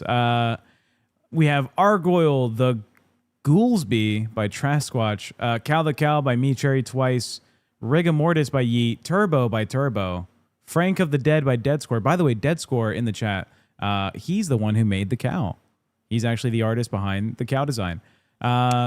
Okay. Sir Moose a lot, McMumu by Brick Scraper 4 times, Carlitos by Raspergru, Blorp McFizzle by Val Sugar, Crypto by Janelle Silver, Malaki by Sterling, Sir Moose a lot by the Smiling Buffalo, Captain Probes a lot by Val Sugar. Are you going to just share the screen too so we can see it? No. Eddie by Beastman twice. The God Saint by Zamp Croco. Guts from Berserk by KZ Moto. Lactose the Intolerant by Cynthia Breyer. Josh Moo by Brick Scraper. Maurice Evans by Snoogans. Lolly by Zach Hayes. And Boss Man Jack by BB Phil. Okay. Do we have a wheel though? We have a wheel. Well, let's see it. Let me if I can. How do I do this shit real quick? Hold on. YouTube, and I click this, and I say go to this one right here. Here's the wheel, everybody. Here's the wheel.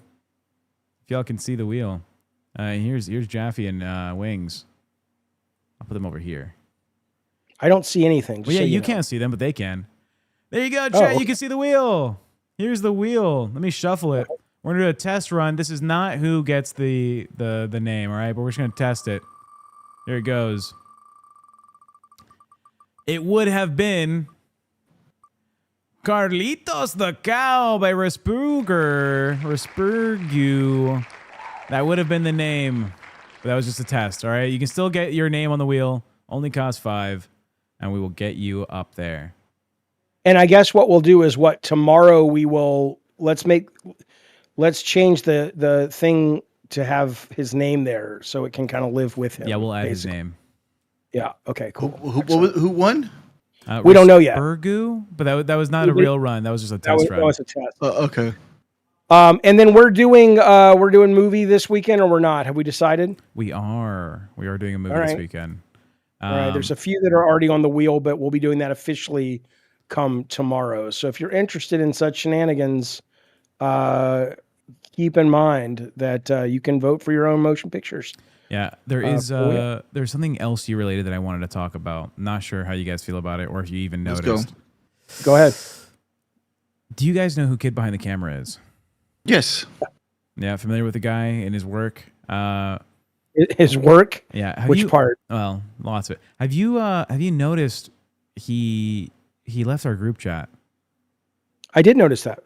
Yeah, like 3 a.m. our time on the West Coast, 6 a.m. his time, I imagine.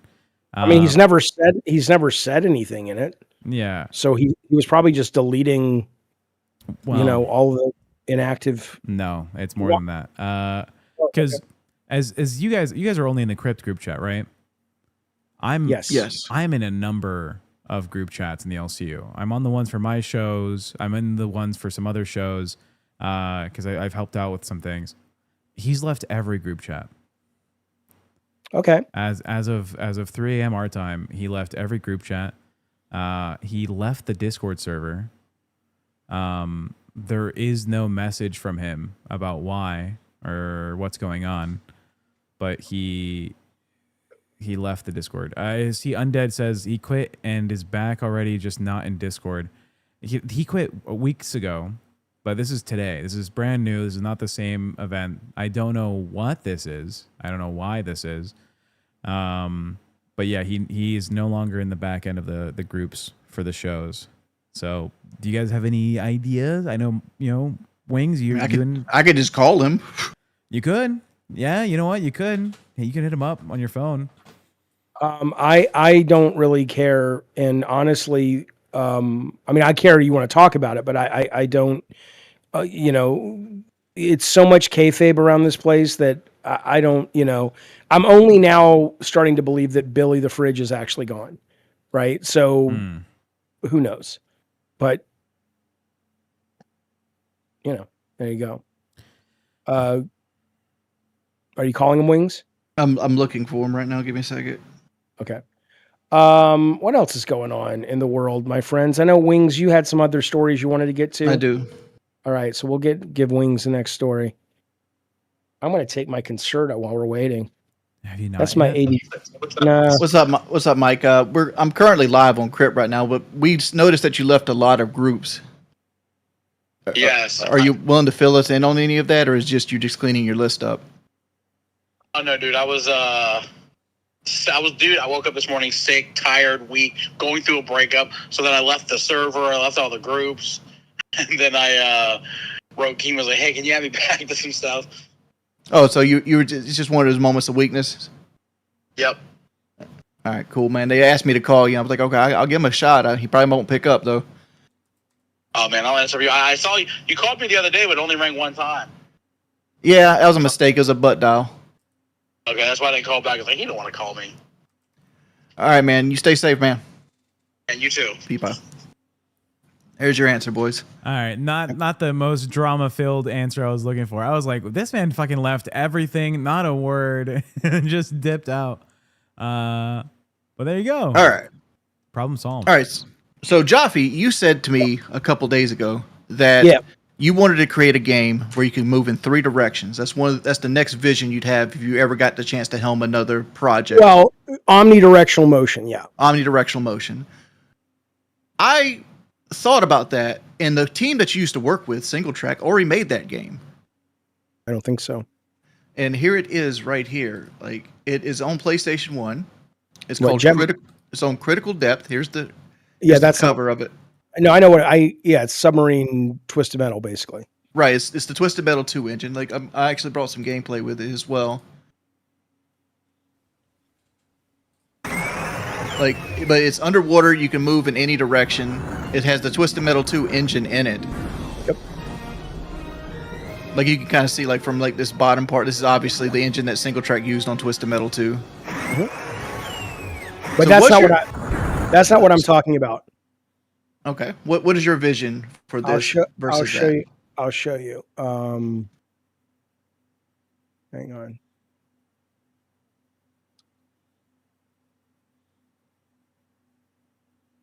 No, Single Track didn't steal the engine. Single Track built the engine. Well, the contract was that Sony got to keep the IP. It was our IP, but they got to keep the engine. So yeah, they wouldn't. You can't steal. Sony's because like, wasn't that engine on Warhawk as well? Yeah, Twisted Metal 1, Jet Moto 2, Twisted Metal 1 and 2 were all on the same engine. In fact, they shared a lot of effects and everything. I'm talking about this. Can you see my screen? Yep. Right. So I'm talking about it. It would still be, you can't fly, but it would be, you would have the ability to go forward, backwards, left, right. And you would have the ability to switch that on or off. So when it's on, you're a little slower. You're not building up charge, which is like the SSX meter that powers your specials and stuff, but you have more maneuverability. But if you drive it like a normal car, you're obviously faster, your weapons are stronger, and the actual mastery is switching between the two quickly in order to get really interesting maneuverability tactics. So if you're drifting around a corner like in Fast and Furious, and then you automatically switch to Omni mode, that drift becomes a strafe, and then you can come out of the strafe and go right back into the drift, right? And if you're in the drift, you're powering up your weapons. So there's pros and cons to be in either mode. So that's kind of what I'm thinking of. So I have 2 questions about this too. One, would there be a transition state? Like, I know like Twisted Metal Black, when you switch to fire weapons and homing missiles, they would actually come out the side of the car. Would you create an animation to like kind of like nerf the transition? Or would it be instantaneous? The hope would be that there would be a sweet spot of tuning where going from omni driving to normal driving, like I said, there's a mastery of that, and good players will find techniques they can use in that transition. So that magic sweet spot between I'm not quite out of omni yet, but I'm not into full, creates an interesting physics experience for the player that they can then use tactically when they're fighting other people. But it would have to be prototyped to figure out what that transition time is and what the value of that is. So my second question to this is like, what experience in life led you down to thinking about this as a concept? Like, did you get it from like Call of Duty, like Black Ops 6? Is it a mixture of different experiences in games? no, it was thinking of the mechanics of the game, which is the problem with Twisted Metal or any car combat game today, is that people are have rightly so become used to and have expectations of a lot more fidelity of motion, how you move the character. You can jump, you can slide. The new, Call of Duties, you can jump and rotate in air and shoot behind you. And the minute you put somebody in a car, after the novelty of, oh, look, I'm in a car with guns wears off, it pales in comparison because you have so much more fidelity of motion in on a biped, on a human, or something that's not with wheels.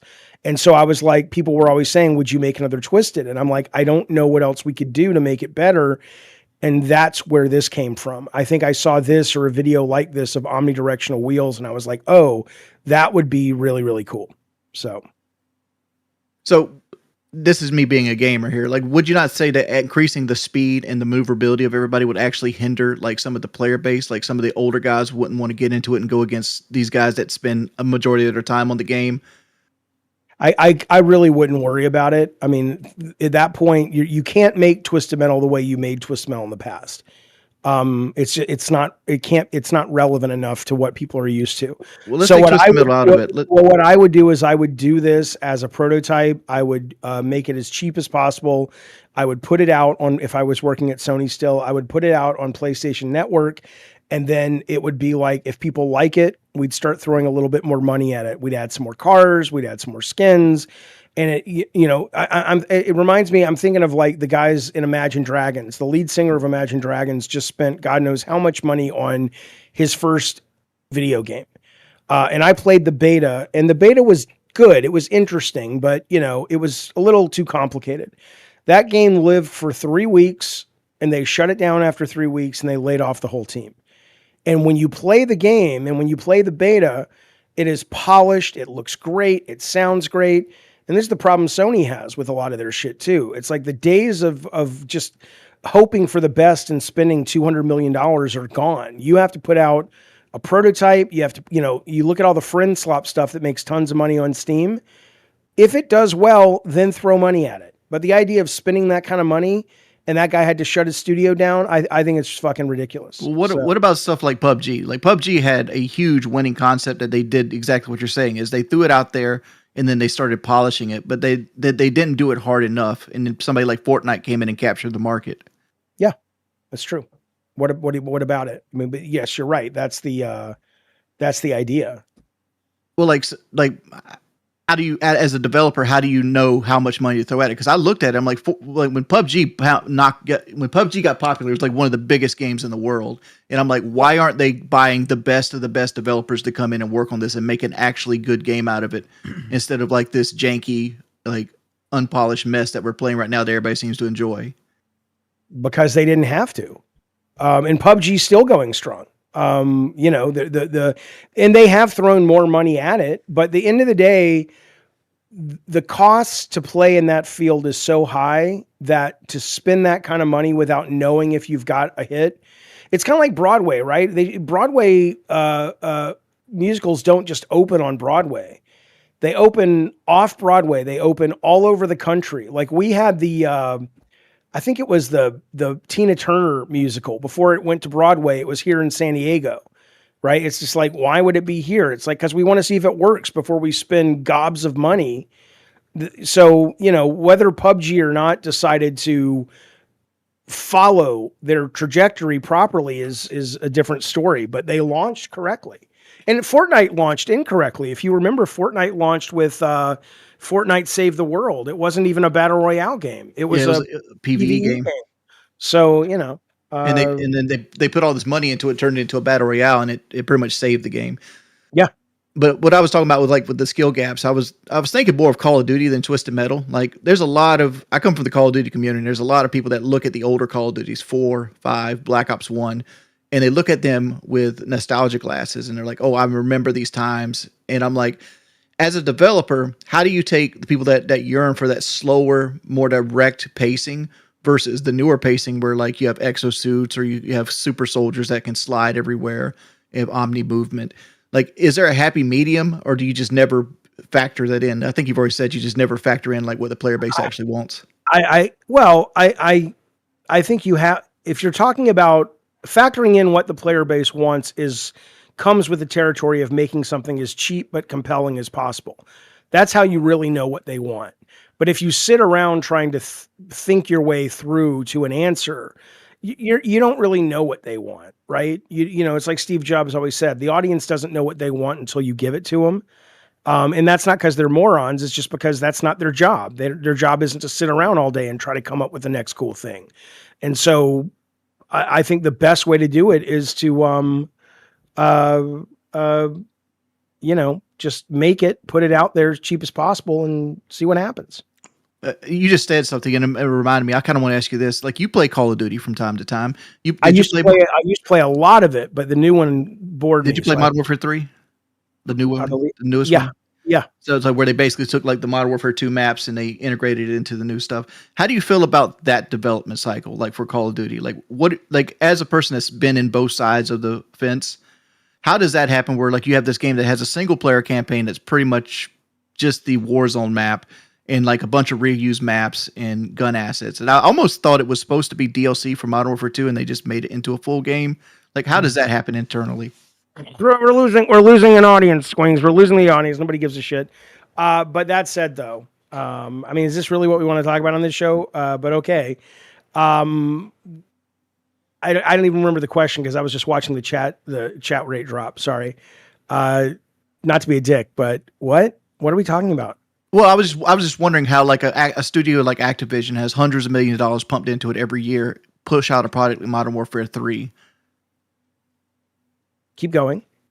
Well, they basically took the single player campaign, they put it into the Warzone map, they reused maps from Modern Warfare 2. It was essentially, there's a rumor that it was supposed to be DLC for Modern Warfare 2, but then they didn't have a game for the next iteration because they do annual releases, and they kind of like finagled this game into there. Like, what if you're in a development seat? How do you take that?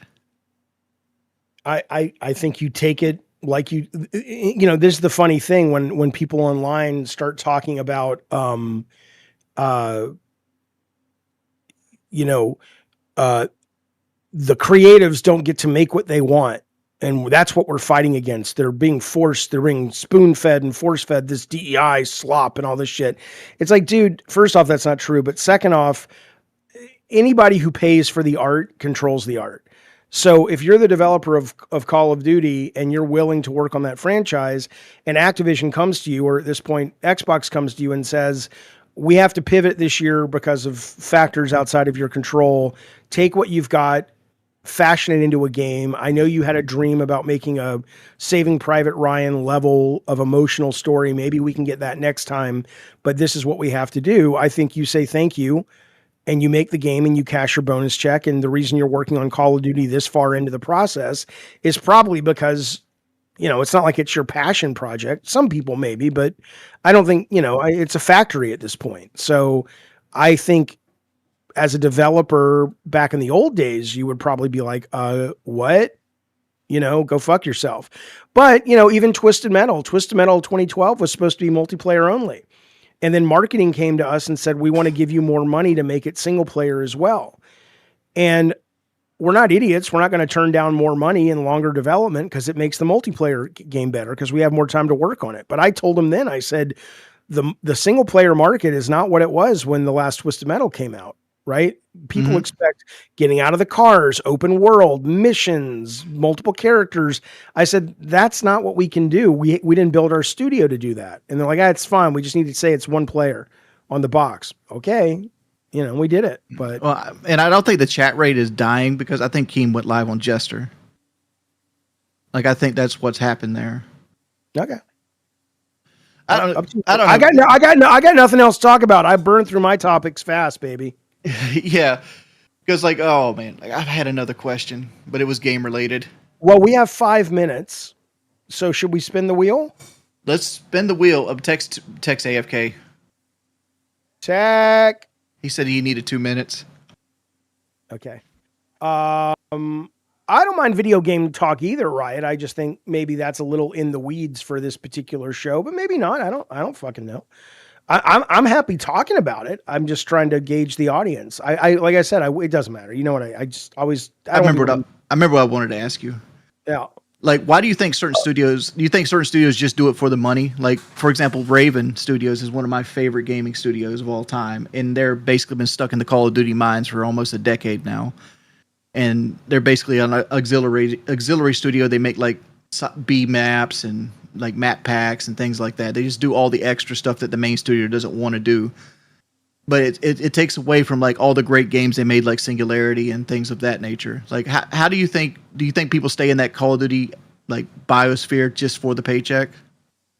It's like anything else. Some people do. Some people say, if you look at a company in I think Carlsbad that was acquired by Activision called High Moon, they made a wonderful game, first-person shooter single-player game called Dark Watch, which was about like cowboy vampire things. Didn't sell, blah, blah, blah.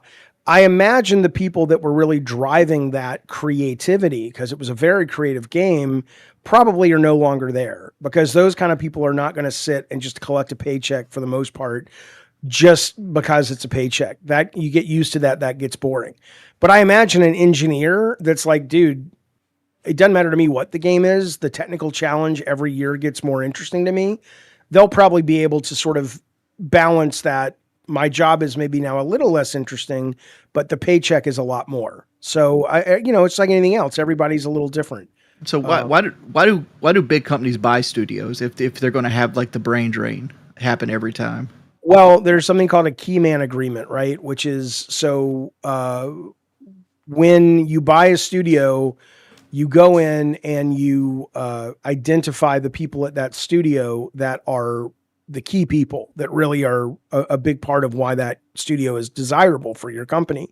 And you make them sign contracts, which is like, okay, in order to make this acquisition legal and you sign this, you have to be here for 5 years. And usually they tie it to monetary bonuses or fully vesting in the stock. So if EA buys your company, you get a big upfront slush pile. And then it's like, okay, and in every year you're here after up until 5 years, you'll make an additional 10%, 20% of the acquisition cost that applies to you.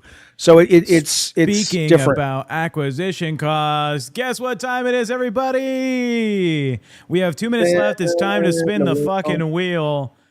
This is for the name of the cow. I've gone through every single super chat. I've confirmed. I did not miss a single fucking one. Even Cthulhu from Surge, which came in a little bit ago. Liquid Richard by Pickled and Pure. Jimothy by Anna G. You don't need to read them all. They're all in here. We're cycling through. 3, 2, 1. The new cow name is going to be. We can't see it. I know you can. Okay. Lolly the Cow by Zach Hayes. It almost was Carlitos, though. Look how close it came. It was. That's right amazing. There. It was right there. Oh my! It was right there. All right, Zach Lolly. Hayes, if you're in the chat, please give us a bow. We now have Lolly the Cow. But make sure you spell Lolly the way you put it there, not the way some people want it spelled. It's not Lolli. It's Lolly. It's very different. It's very different. Lolly is such a dumb name. Sorry, Zach Hayes. It's so stupid. That seems to be the case with these stupid wheels. Like, we get the worst of the worst every time. No, but the movies, we've seen some great fucking movies. I'm grateful for those. What would it have been? Let's do another reason and see what it would have been. Okay, Guts from Berserk, probably not too much better, but wait, I didn't put Nebuchadnezzar. Nebuchadnezzar. Oh, okay, we're good. Let's say our goodbyes. We have 1 minute. Say goodbye. Fellas, thank you so much for watching LolCow Crypt. We will be back tomorrow at 7 a.m. California time. What is it? 8, 9, 10. 10 a.m. East Coast. Thanks for hanging out, shooting the shit. Thanks for the super chats. Thanks for naming Lolly the cow. We'll get that up tomorrow on the visual on the name there. And be well, be safe. Have a great rest of your Wednesday. Wings, what do you got? Hi, everybody. All right. Bye, Tech. everyone. That's it.